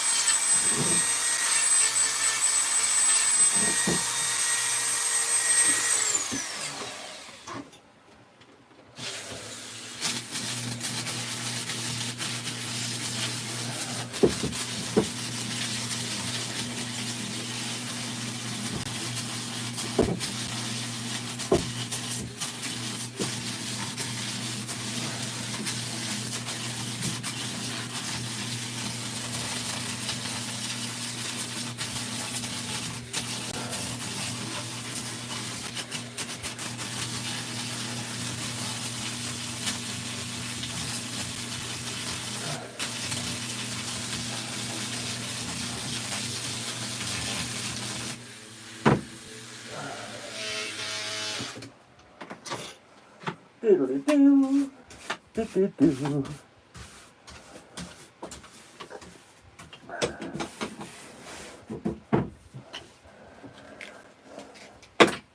Oh. Well, sorry, well, that took me a little bit longer than I thought there, guys. Got, you know, you get all trying that new burr out and then you get all lost. But he's coming. He's coming. We went in deeper around here. I still got to go deeper down. This side, I can tell just by my thumbs. This side is higher than this side. So I got to get the layers down or it'll drive me crazy. And then when I get down to the proper level, then I'll go in and clean up in those spots and stuff. And, you know, I'm really trying to punch through this dark layer. I don't want the dark layer there throwing everything off. But I'm finding it's beige again down deeper. So there's hope. But yeah, you see how he's emerging out of the wood? Even getting a bit of a little nose profile happening. The brush don't even throw the torch yet. Oh man, I'm glad y'all are still here. Hey Josh, how you doing, brother? I'm sorry I couldn't make your last live, man. I'm trying so hard. Josh is here. And you guys, I don't know the specifics, but Josh just started a new challenge. And so I want everybody to know that I support him. And to go to his channel, The Electric Whittler, and take part. I don't know the specifics yet. Josh, if you want to type it in there, type in what your new one is about. I would love for everybody to know. Oh.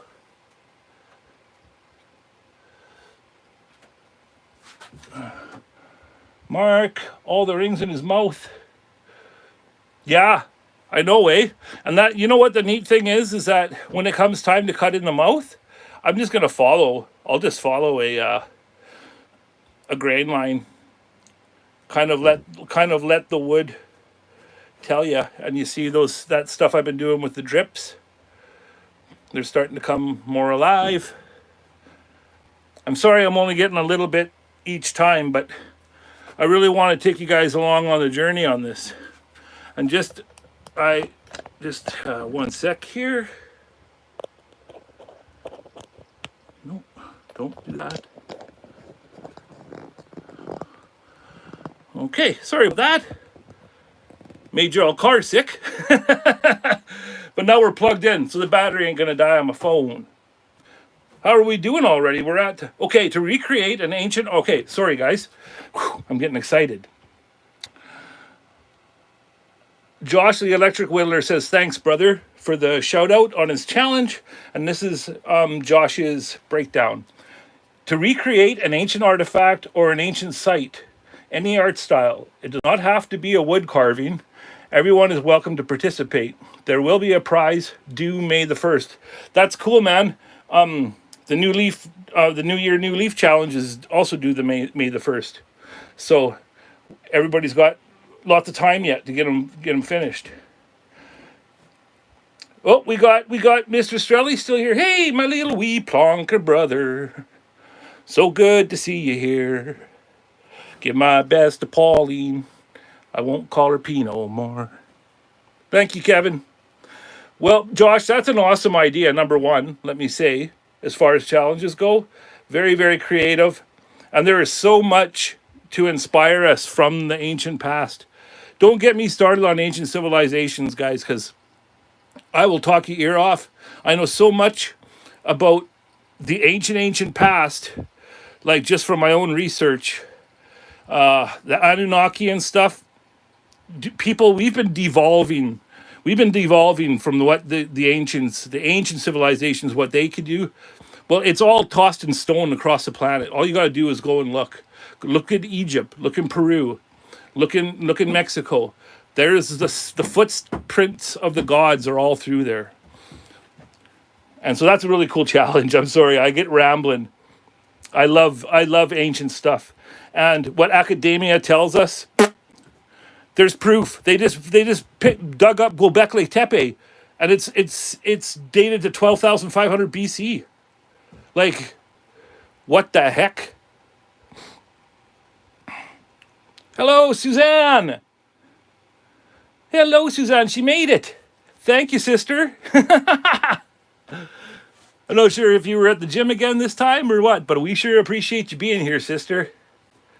I studied Latin and Greek mythology. Oh, says So Under the Bark. So started the Josh's challenge, and she picked this really, really awesome owl, and the owl actually looks a little bit like LaRue. And it's going to be a beautiful piece, so I know, because you know what? I believe in you. We all know that. You can just look at the art piece. It's in the Hall of Creations, because one of So's beautiful creations are in my special collection. Yep, I'll be tuning in between reps, says Suzanne. Rhinestone Suzanne, folks, if you're on here watching, she's an amazing carver too. Sophie's going to do a great job. Yes, 100%. Sophie just did a little video about her piece, and I was watching and I was listening, and it was French, and then I was like, okay, I hit the little CC button, and it came up, and then it just said auto French, and then I went and checked, and then I found the English, and so I clicked on that, and then as So talked, because I do all of that in YouTube Studio, but long story short, I figured out how to do it now on regular CC, and so now I can watch you, So, and as you talk, the captions tell me what you're saying. John Caudle started following me off my reel. Oh, I'm getting an Instagram notification, sorry. John, I wonder why you're not here in YouTube land, John. Where are you, John? Thank you for following us on Instagram. Two Brothers, One Vision. Sophie's going to do, so does the old folks count as ancient stuff?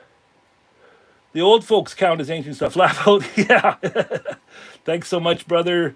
I need to learn that so I can watch. So, yes, it's easy. Just start messing with that little CC button, Perry, and you'll figure it out. And you'll learn a lot from So. She's very, very smart. Yes, mummies are old. Mummies count. You know what I freaking love is like the stuff that nobody has any, like the Great Pyramid of Khufu. This is my opinion only, was not a tomb. When you look at that thing, especially when you see it like from the cut in half and you look at how it's set up, that's a freaking machine. And I don't know what it generated, but it had to do with water because of the deep shafts down. But when that thing was running, man, I wouldn't want to be standing inside of it back in the day. You know what I'm saying? I believe all of those pyramids, we had the same teachers all over the world. And those pyramids were all tapped into special ley and earth energies. And they did shit. And people, they were big machines that helped the people and the planet.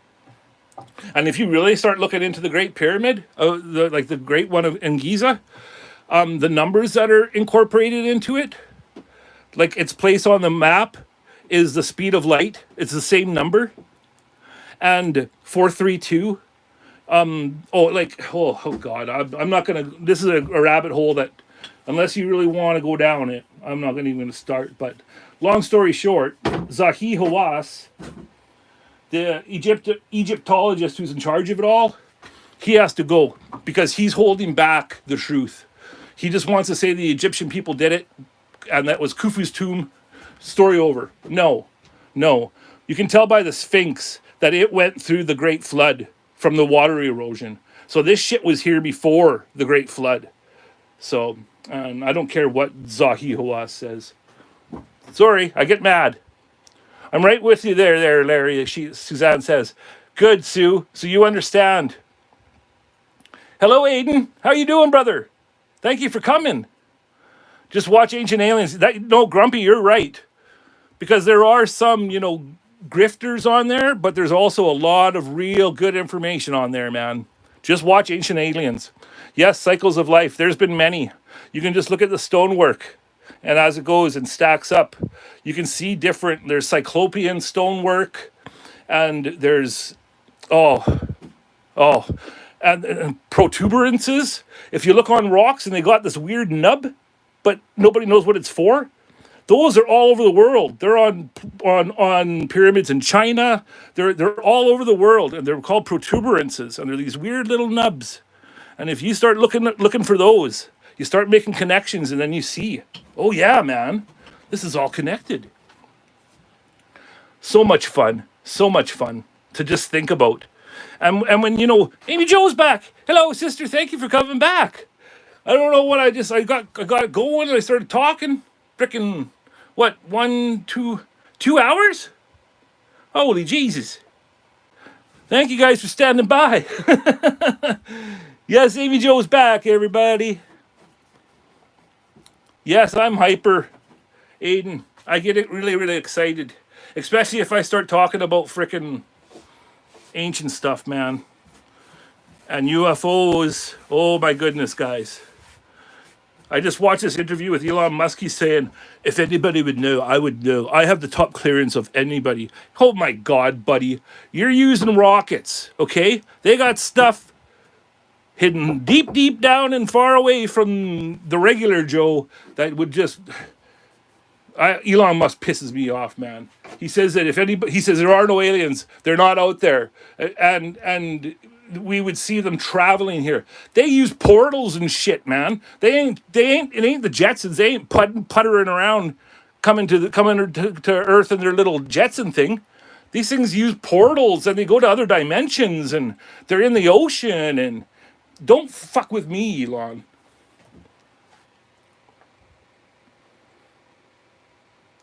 Didn't say nothing about the UFOs on the space light. No, they never do. They never do. They cut the feed when the UFOs show up. And have you ever heard about the messages from the moon landing? Well, the supposed moon landing, but we ain't gonna go there either. But there was, I think it was Buzz said, they're all around us. They're all around us. They're parked. They're huge, huge vehicles parked around the crater, and they're watching us. Like there's a whole bunch of shit that went down that they cut out from the public. So who knows, man, what those astronauts saw. And if anybody of you, if you've ever like really paid attention, when they came back, they weren't happy. They looked like they had seen the frickin' devil. So very interesting stuff to think about. Yeah, what time is it there, Aiden? The tinfoil ship, LL. Yes, I got a tinfoil hat. Aliens in Anubis. Yes, so you understand. What time is it there? 11 p.m. in Ireland. Thank you for being here, man. So you got the same time basically as Claire, or maybe 1 hour behind her. Claire, it's too late for Claire now.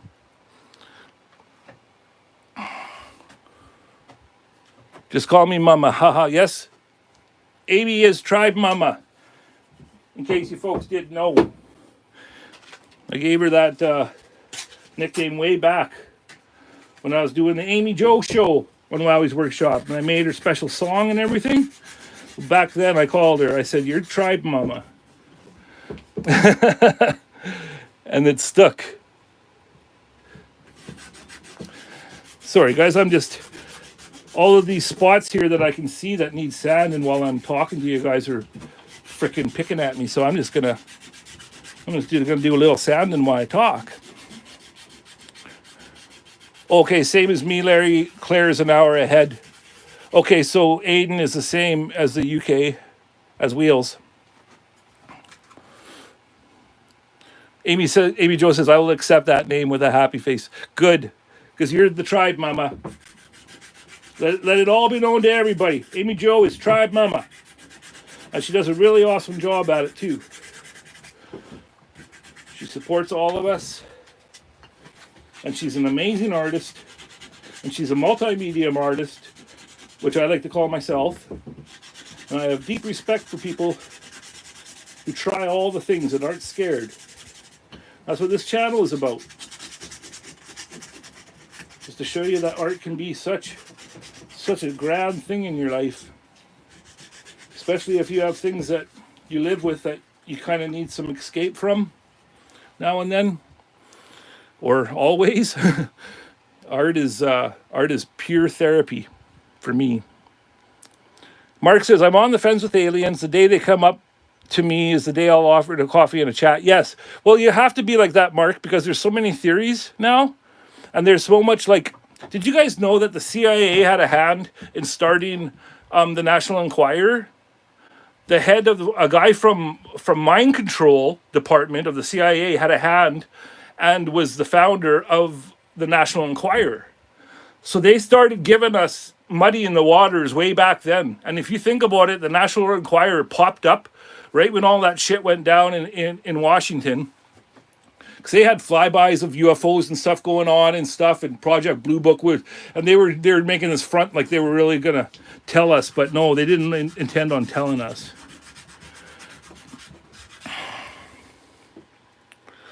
Yes, they also count. Yes, the phrase conspiracy. You're right, Aiden. They muddied the waters. So there's a lot of like there was information in the National Enquirer was actual, accounts from people that had real encounters with aliens or whatever, but they just threw it in there with a bunch of other shit. Like I married Bigfoot and had his baby and all that, right? Yeah. I'm just seeing if you're paying attention to it. Okay, I'm not sure what's going on there. Watched the vid yesterday about the CIA and remote viewing. Was pretty good to watch. No doubt they put millions and millions into it because it's real, I think. This is what I think. I believe that our brains are like modems, or I don't know what the right technical term is, but I believe that there is like a Wi-Fi, a universal Wi-Fi of consciousness. There's also a name called the Akashic Records, and that means all of the information that's ever been and ever will be is all in this weird wave of this weird, let's just say, frequency. And if you can tune in to the Akashic Records, Edgar Casey, the prophet, used to do that, and he could tell stuff from the future and stuff. And he always said I'm not special. I just know how to where to tap into. But yeah, I believe that our brains are like Wi-Fi, and you can tap into shit, and it's just we're all in sleep mode basically. That's what I think. I think we've all been dumbed down to forget what we truly are. And we're miracle machines. And I really mean that. Like, I am not shitting. I'm not making fun. We are capable of so much more. But over the years, they've taken us away from that. Even with music. It used to be 440 hertz. Well, no, it used to be 432. Like Mozart and everything, they played music in 432 hertz in tuning. And they changed it in the early 1900s to 440 so that we didn't connect with the music anymore the way we were supposed to. That's why people will say that classical music helps with kids that study and stuff. It's because it opens up your brain. And I ain't shitting you. They changed the music so that it's like a radio. It's like LaRue not being tuned in, just being right off so it's fuzzy. So that we can't connect to the sound, because frequency is everything. Isn't that crazy to think about? I want my third eye to open, as they say, says Grumpy. Hey, do that breathing and shit and that stuff I was telling you about. And day by day, that third eye starts to open, Grumpy.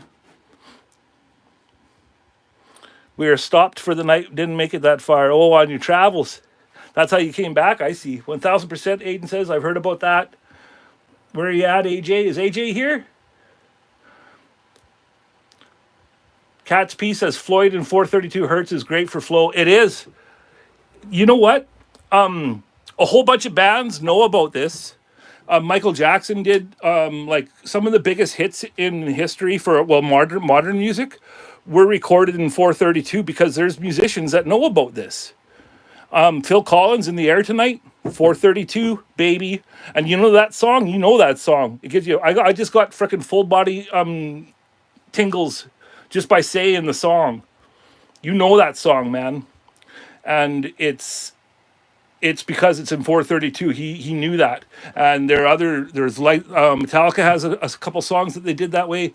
It's really interesting once you start looking up that stuff. The whole 432 versus 440. Yes, In the Air Tonight. It'll give you full body chills, and that's because it's done properly. It's done properly, in my opinion. And I'm a musician, and I tune my instruments to 440. But I'm learning. Like there's actually computer programs that you can get that will convert your whole, iTunes, your whole all of your songs into 432. I don't know how to do that yet, but I know it's possible. But so interesting, so interesting. And when you start telling me that I have a brain that's capable of a whole bunch more than I'm currently using, and I could be tapping into different realms and like manifesting and putting things into the universe that make them come true, I'm all about it, man. I'm going to try it.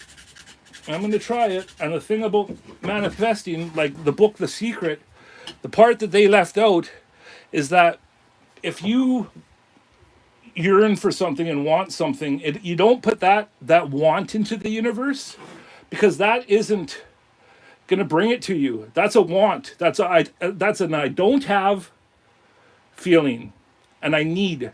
But if you feel like you already have it, and if you practice the gratitude of feeling, of having that thing that you yearn for and having it and being so happy, or having that money windfall and seeing all of your family and friends that you can help because of it, and feeling so happy and grateful, that's what's going to bring things to you.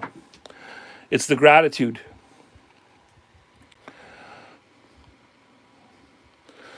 Yes, the telepathy tapes. I know all about it. Wheels just says, Larry, you got to listen to the podcast called the Telepathy Tapes. And I 100% agree. I've been looking into that. Amy Jo says, I know my grandson is gifted. That boy is so amazing. Oh my God, learning new stuff from him every day. Isn't it cool? Isn't it cool how children are still open-minded enough to be able to tap into those things? And then we as society, we dumb them down. And that's just heartbreaking, I'm actually getting teary because it's heartbreaking. We're all capable of so much more. So says, if you knew everything I've experienced, ... but we look crazy, ... right? Yes, people deem me as crazy.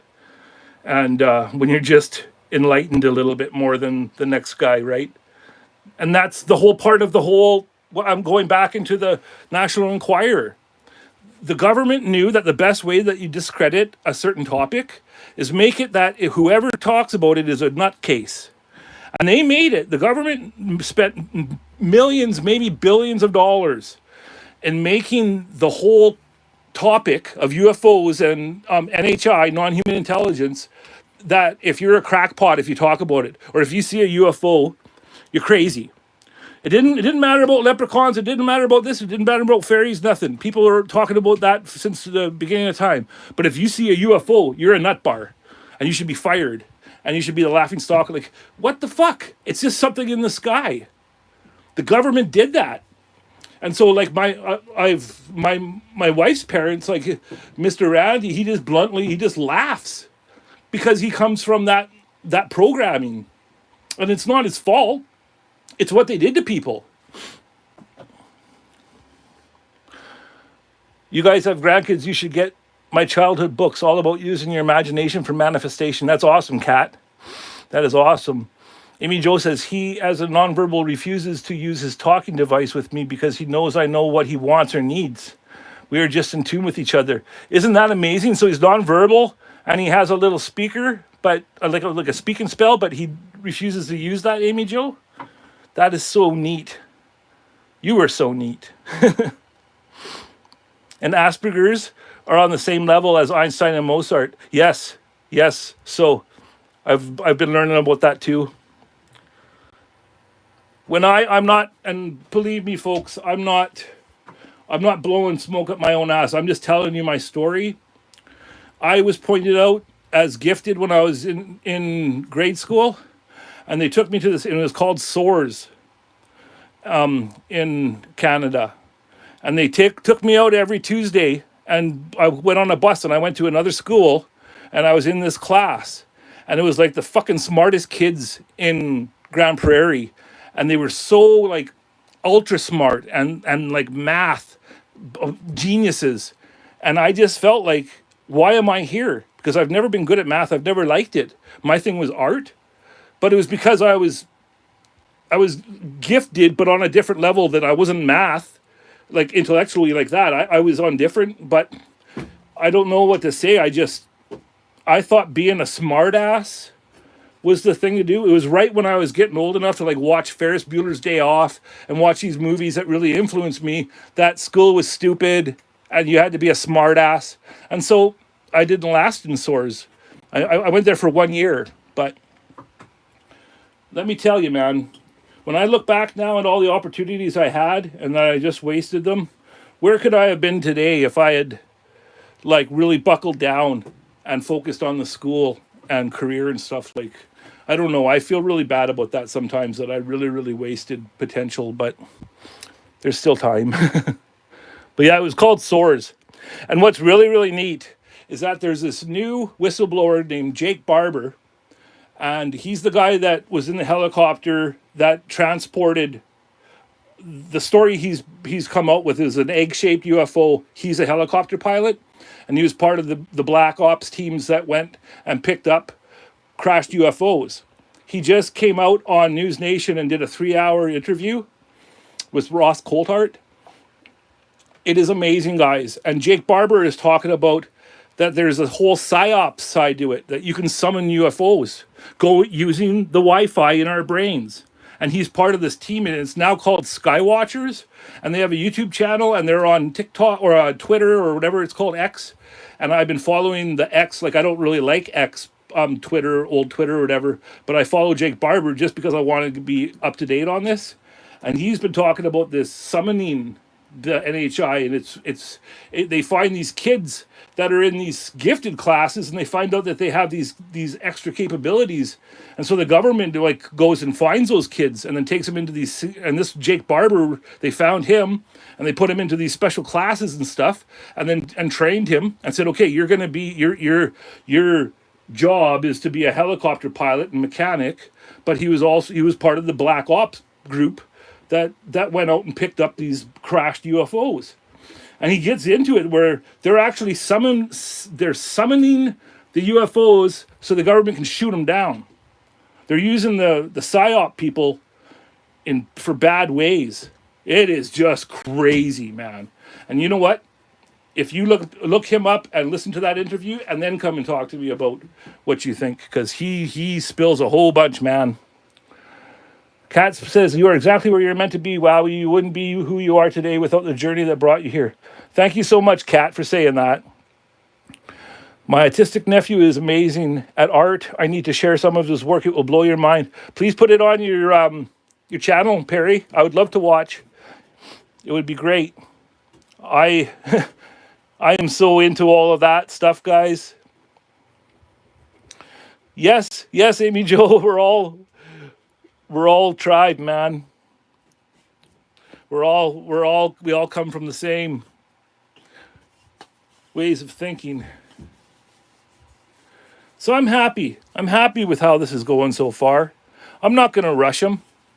I won't do this every WIP Wednesday. I'll switch it up and go up and draw again. But I got to figure out this orientation thing, you guys. It worked for the Blung one. So I know I can do it. I know my phone is capable. I don't know why it hasn't worked in the last two. I really want to figure this out.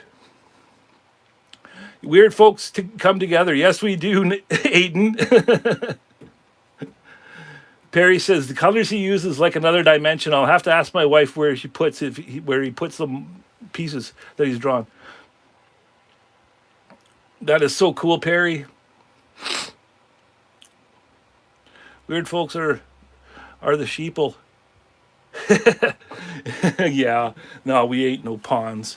We ain't no sheeple. That's right. Oh, I get what you're saying, Will. Yeah, the weird ones are the sheeple. Yeah, no doubt. No doubt, man. I don't know why people... Well, actually, there is some reason why some people like to stay that way.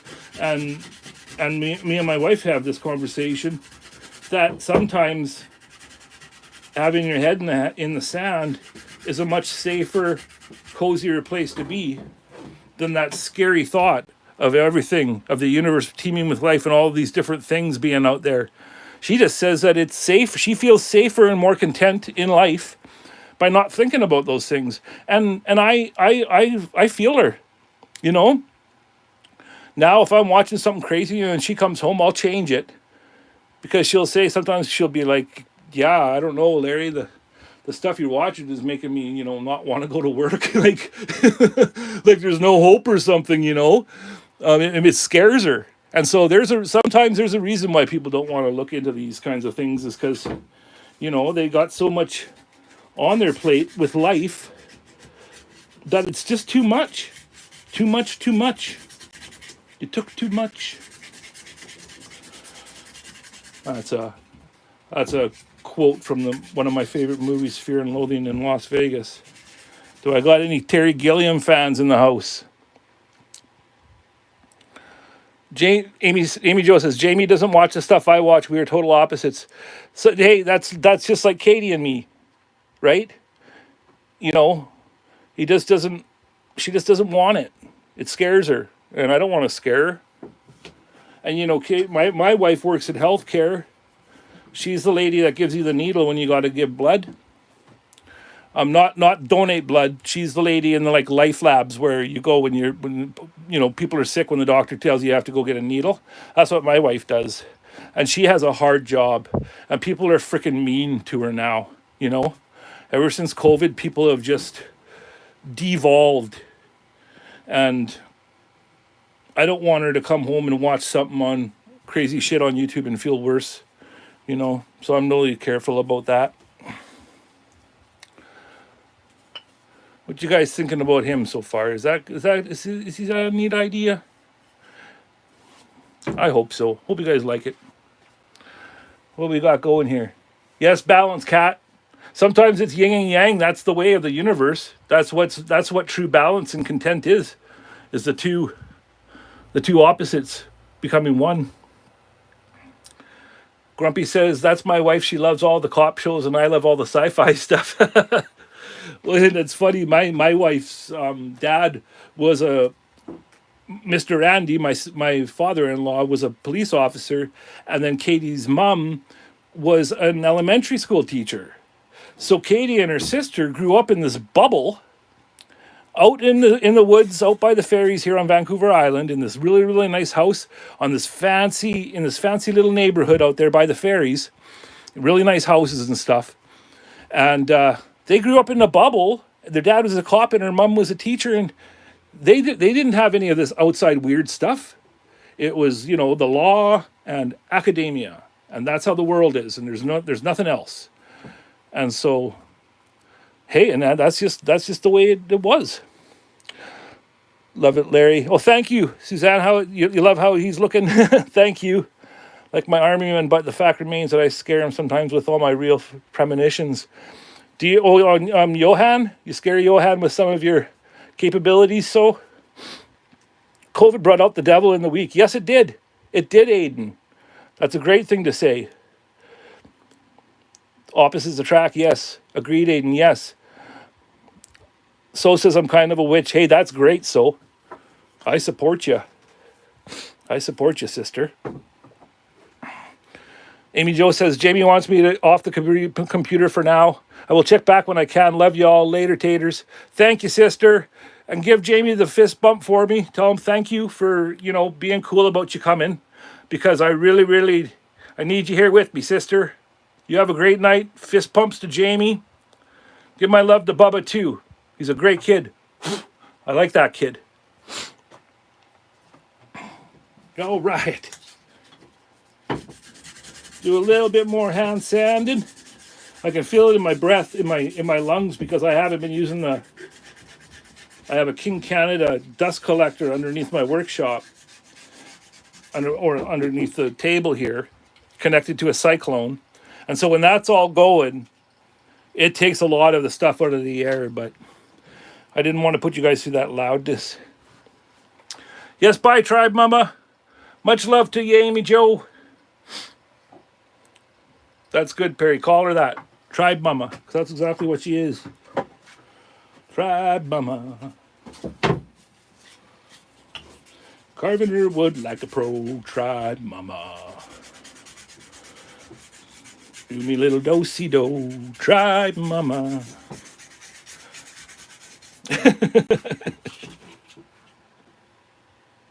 Like Bubba too, yeah, so Bubba's a good kid. Yeah. Okay. Well, thank you, Grumpy. You can turn it down when it gets loud. I appreciate that because I do want to do a little bit more. I just see shit, man.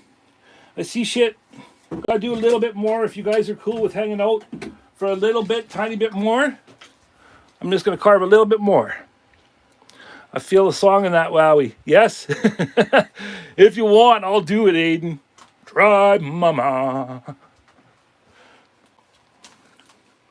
Tribe mama. Okay. PPE.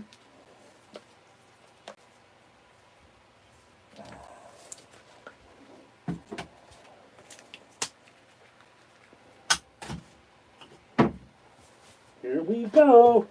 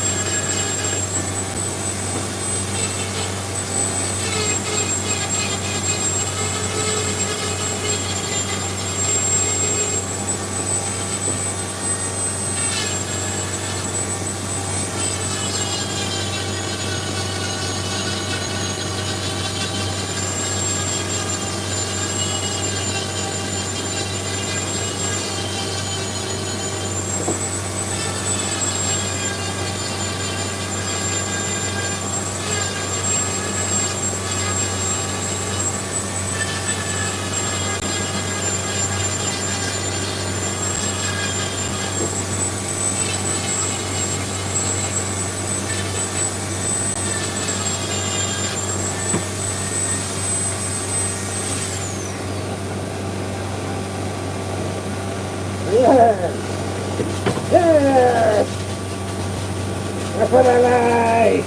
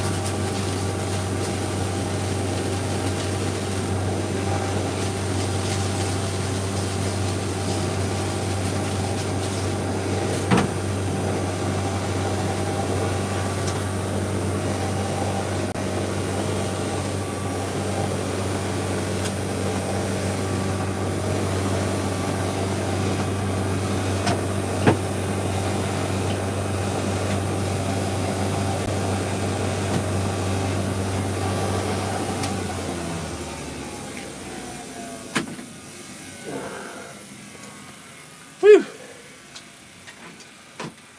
Put my little PPD there. Set him right there. Everything right here. All right. Are you out, Cat? Thank you. Wow, yes, not that loud. If you ever wanted that, that's okay. Cool, I'll use it now. We'll get you.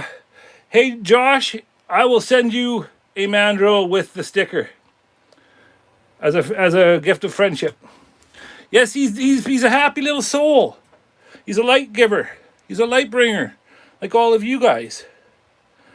So I will follow a grain line to choose where his mouth goes. He's starting to have a bit of a profile. Like I said, it's a strong cedar, but he's coming along, guys, and we all got there together. Hey, I don't mind. I have an extra one, so Are you out, so?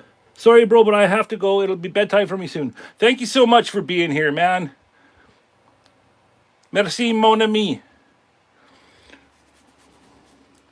Merci, mon ami. I'll do it, Josh. I don't mind. I got an extra one, like I said. Good night, Sophie. Thank you very much. Thank you very much for being here. You're always a great supporter, so. And Matt's still here. Thank you, Matt. I got a thumbs up from Matt. I might be doing something right then. Hey, y'all, did you see my challenge piece? Well, I started it. You did for Josh's challenge, Aiden? No problem, Josh. You deserve it. I'll send you a little bit of the emery paper that I really like, too. That's that they stopped selling at Home Hardware. But I'll send you some. Cut into the square so you're good to go. Just a little gift from Wowwy. Good night, so. Carving Wizard. He's got the shades. The emoji with the shades. Thank you, Perry. Thank you all for being here. I'm going to... that's all the carving I'm going to do, but I'll tell you what. I'm going to get my handy-dandy... Don't burn down the goddamn carving box board. This board I found on the beach, Glass Beach, where I pick all my sand, my glass beach here on Vancouver Island, where I pick all my beach glass. This board washed up, and you can't really see, but there's all these grooves and all of these lines, and I figured out what that was. This was a board that they cut all their fish with. This was a fish cleaning board. And I found it on the beach, just in the water floating. And it's, I don't know, it don't stink like fish. And it's perfect for this. So that's the story of that board. All right, guys, got to the point where it's time to have a doober. And thank everybody for being here. I sure do appreciate it. Are you off, Cat? Candlelight looking great. Thank you very much, Perry. I really appreciate it. If you're off, Kat, I really appreciate you being here, sister. Thank you very much. It's one major headache. Ooh, the wood. What happened to Spike? He was here.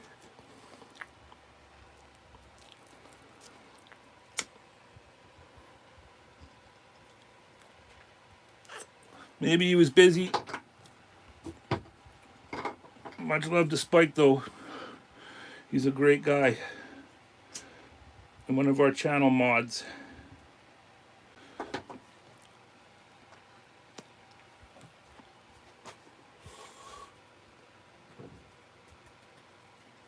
Oh, yeah. And it's going to be a pretty cool little lamp when she's all said and done, I think.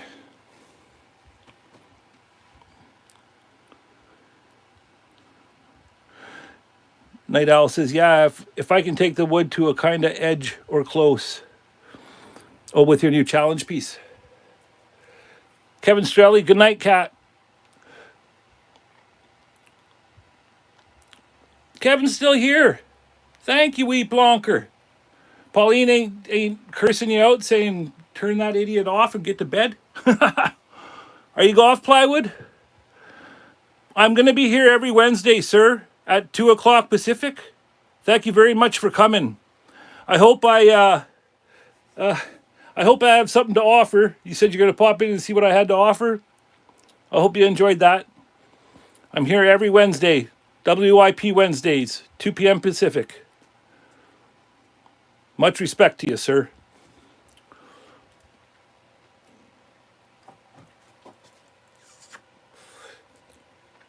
That goes for me too, folks. When I'm done having this little puff with you, I'm covered in sweat and sawdust. And oh, is Pauline watching? Hi, Pauline. Much love, sister. Maybe I'll just do this for the last little bit here.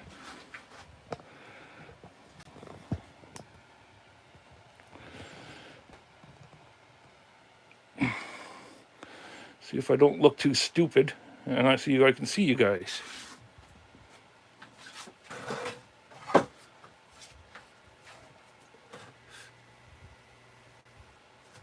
Nope. Let's go like this.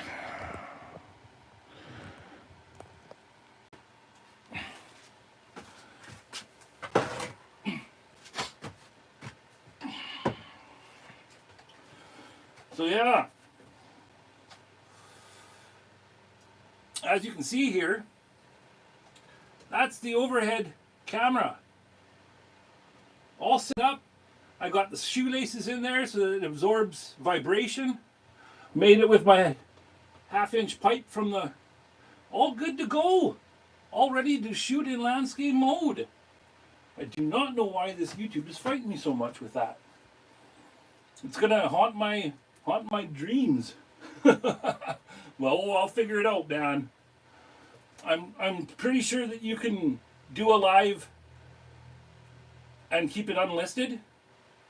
And so maybe that's what I should do, is play with that. And then I can figure out what I'm doing wrong. Huh. Pretty neat board. I did enjoy what I saw. Thank you, Plywood. I really appreciate you, sir. I've still got to watch Jordy's video kind of late. Oh, I'm behind on Jordy's vids too. I've been helping him and stuff in the background. Like, you know, he'll show me shit and stuff, and I'll tell him what I think and stuff. So I kind of know what he's working on, but I'm behind on the videos. Electric Whittler says, your overhead camera holder reminds me of mine, except mine is an old guitar stand instead of those pipes. Really cool. No, I know, that's exactly it. I like using that pipe for different things. I thought about it, and I could have had it like coming out from the wall and then use the easy camera holders that I put into my tripod. But it would have to come out basically right where my machines hang, and it would just be in the way. A bar right here. I would be fucking hitting it every time because this is my quick release handpiece station, right? So yeah, having a bar across here holding the phone, that didn't make any sense. So I had to figure out how to do it right there over top. Well, I guess you can't see that now, but whew, well, that was quite the session, folks. Hope you guys had some fun. See how the madness that I make, and see how I go about it. Like I said before, my projects take a lot of time, bit by bit.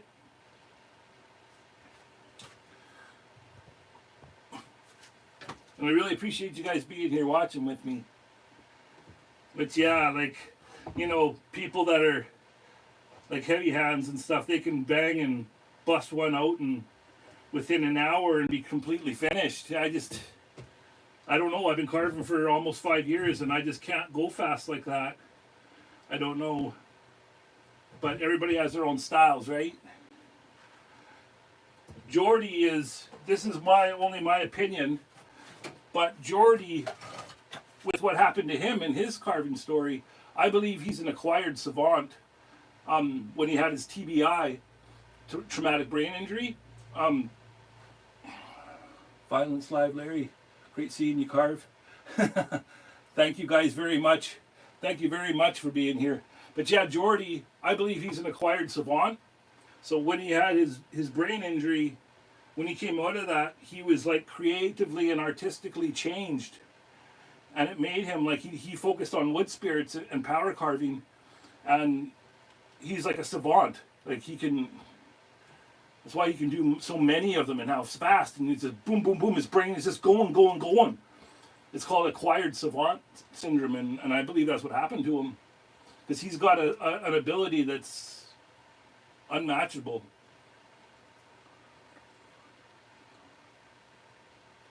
Yes, I carve pretty slow too. Ryan San Suzanne says, always enjoy your videos. Thank you very much. I really appreciate you, sister. You're a great support. My goodness. What kind of hairdo do I got going? Jeez. Well, I got a video somewhere on Landscape Live. We'll hunt it out and send it to you. Please, please, Matt. Please do it. I'm struggling here, sir. I need all the help I can get. Night Owl says, totally agree, Wowie. Isn't it true though? Isn't it true that it's like he's gifted from it, and it's such a made in pain kind of story too, you know, like taking from the tragedy that happens and then growing something beautiful from that is just really, really special and unique. So Jordy, if you ever watch one of my lives, man, just know that you're on the right path and you're doing awesome, and you've inspired and helped so many of us learn to do it as well. Much respect.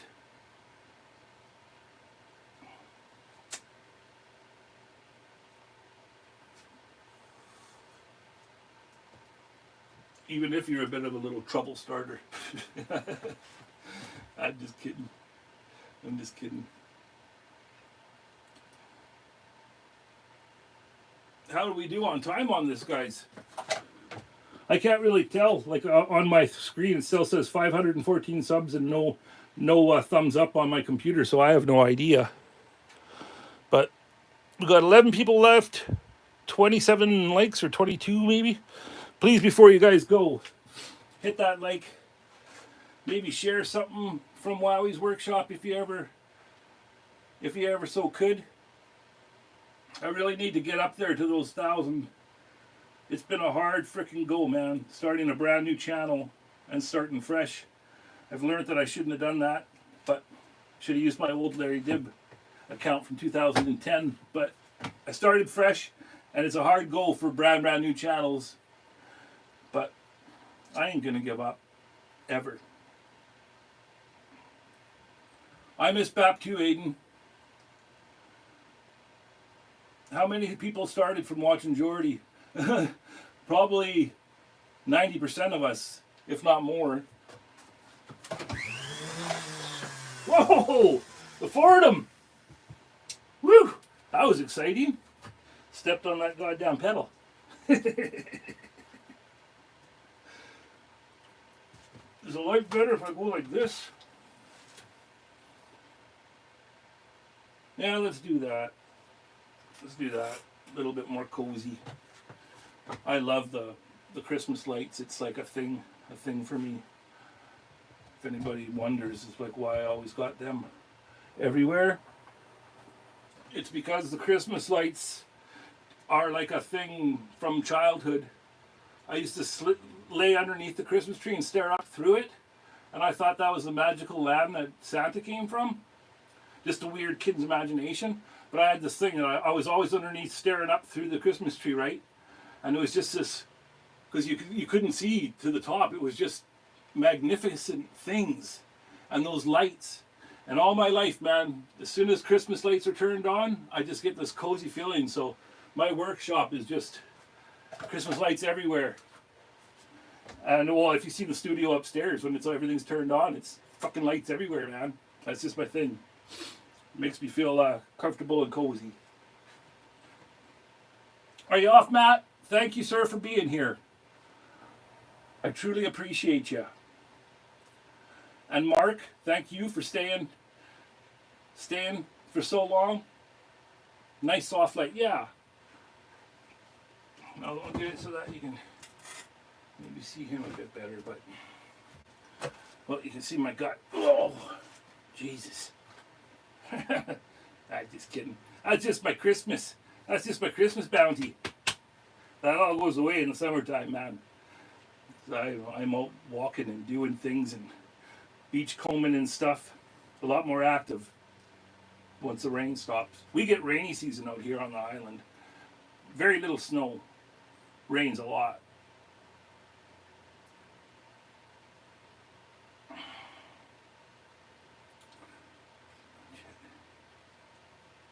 Rabbit hole. Yeah. That's the best way I can explain it, Mark. Absolutely. You perfect.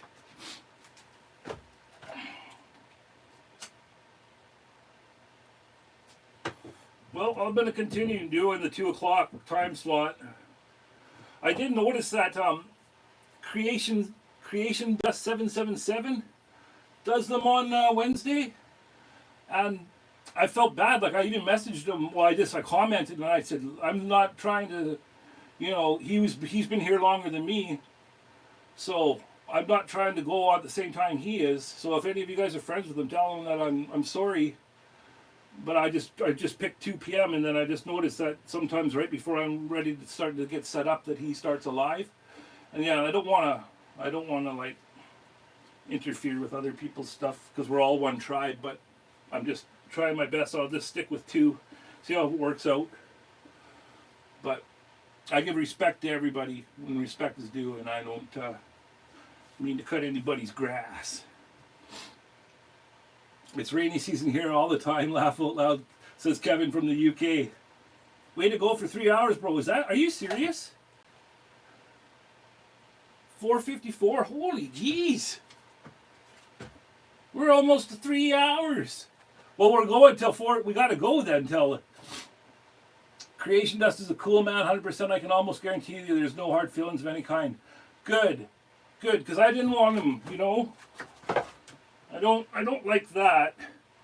I feel, I'm actually very, very kind of, I'm a big guy, but I'm very sensitive about that kind of stuff. And I like to be respectful to my friends and to my peers, and I just don't want them to think anything bad about me. I'm a good wowie. Good wowie.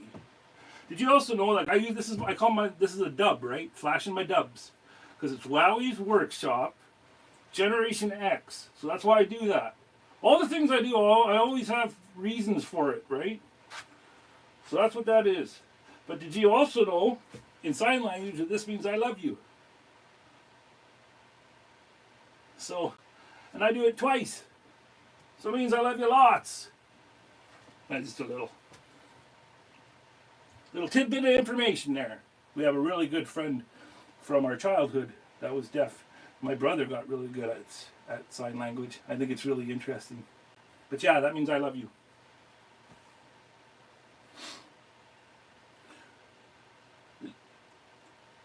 Absolutely so many lives, hard to find a free slot. Wowwy'z. Yes, I know, there's lots, eh? It's becoming a busy little place, YouTube has been. All these challenges and all these lives and stuff, but everybody's so cool. They'll kind of bounce around so that, you know, watch his a bit, watch mine a bit, you know, like it's really, really good how close we are. The tribe that we are. I'm so proud of all of you. I think it's really, really cool. Electric Wheeler says, we love you back, Wowie. Thank you. Thank you, Josh. That means a lot to me, man. I'll get that sticker. I got, if you don't mind the old sticker, I got a Be a Lighthouse one. And then a couple little Two Brothers One Vision ones that I can send you. But I was trying to wait because I just want a better Be a Lighthouse sticker. But it's taken too long. I just haven't had the money to re-up and do new designs. So I'll get that sent off to you, brother, with a Pete Blair mandrel like we talked about.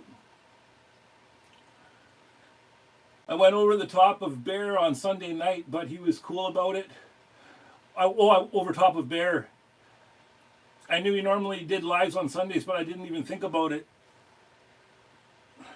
Yeah, I love you lots like jelly tots. We love you too, Aiden. You're a good man. And there's Grumpy. You're one hell of a man too. Great supporter, great friend. I love you all very much. Tribe strong. 3 minutes to go, folks. We can do it for a 3-hour. A 3-hour tour. A 3-hour tour.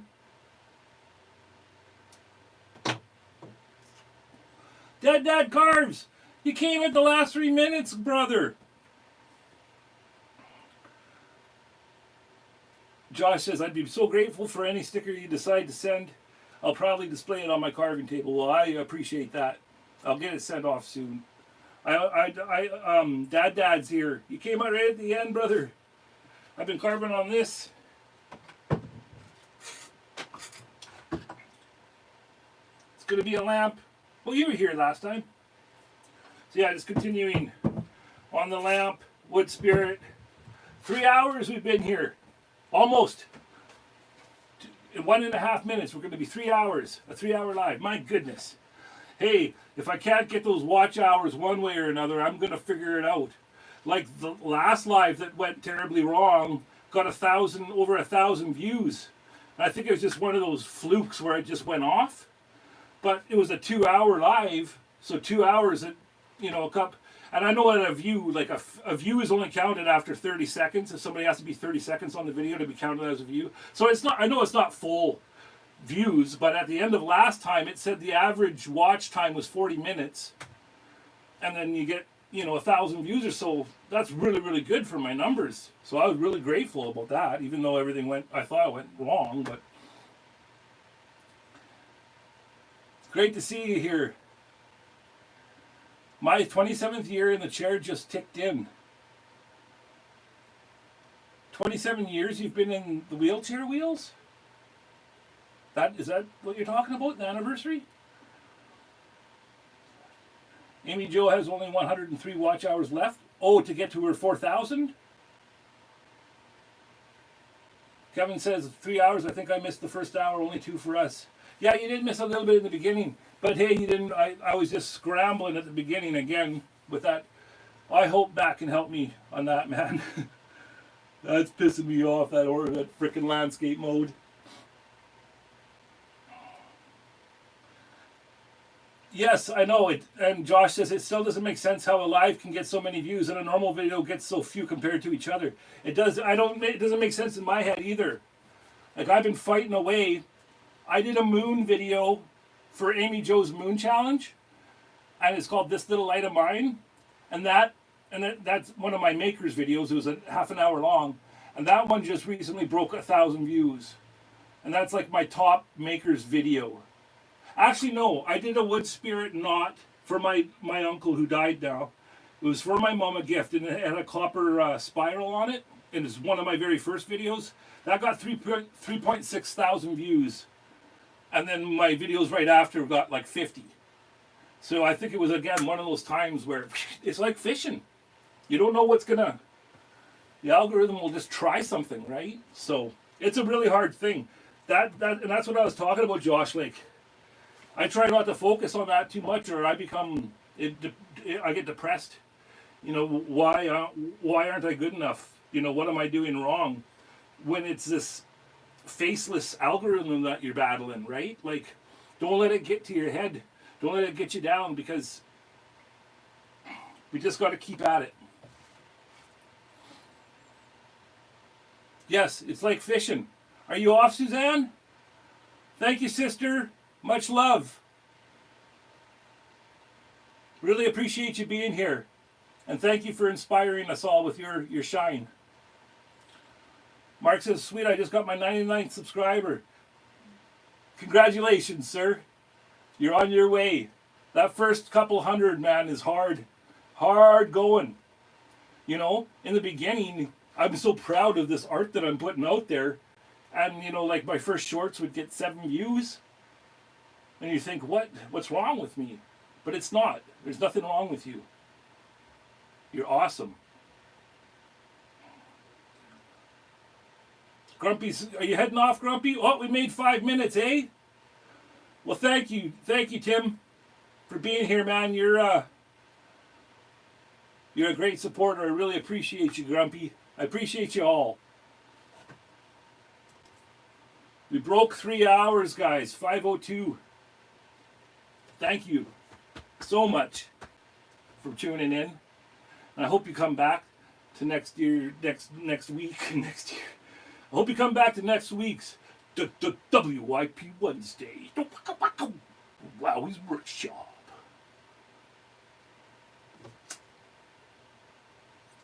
There is no YouTube without you.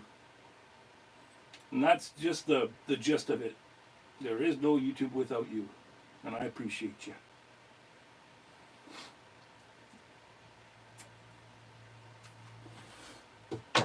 Well, I hope you guys enjoyed that.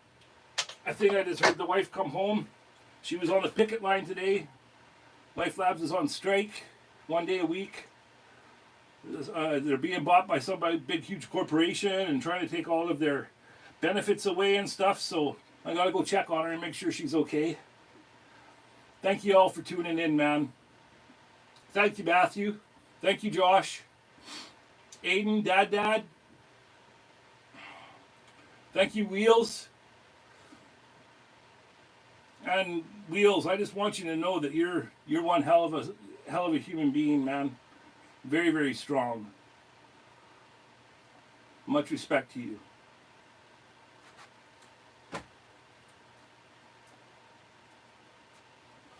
We'll see you in the next cartoon, as they say. Thank you, Aiden. Very much. And with that, folks, yes, much love. We're going to call her quits on this one. Wow, we out. Much love.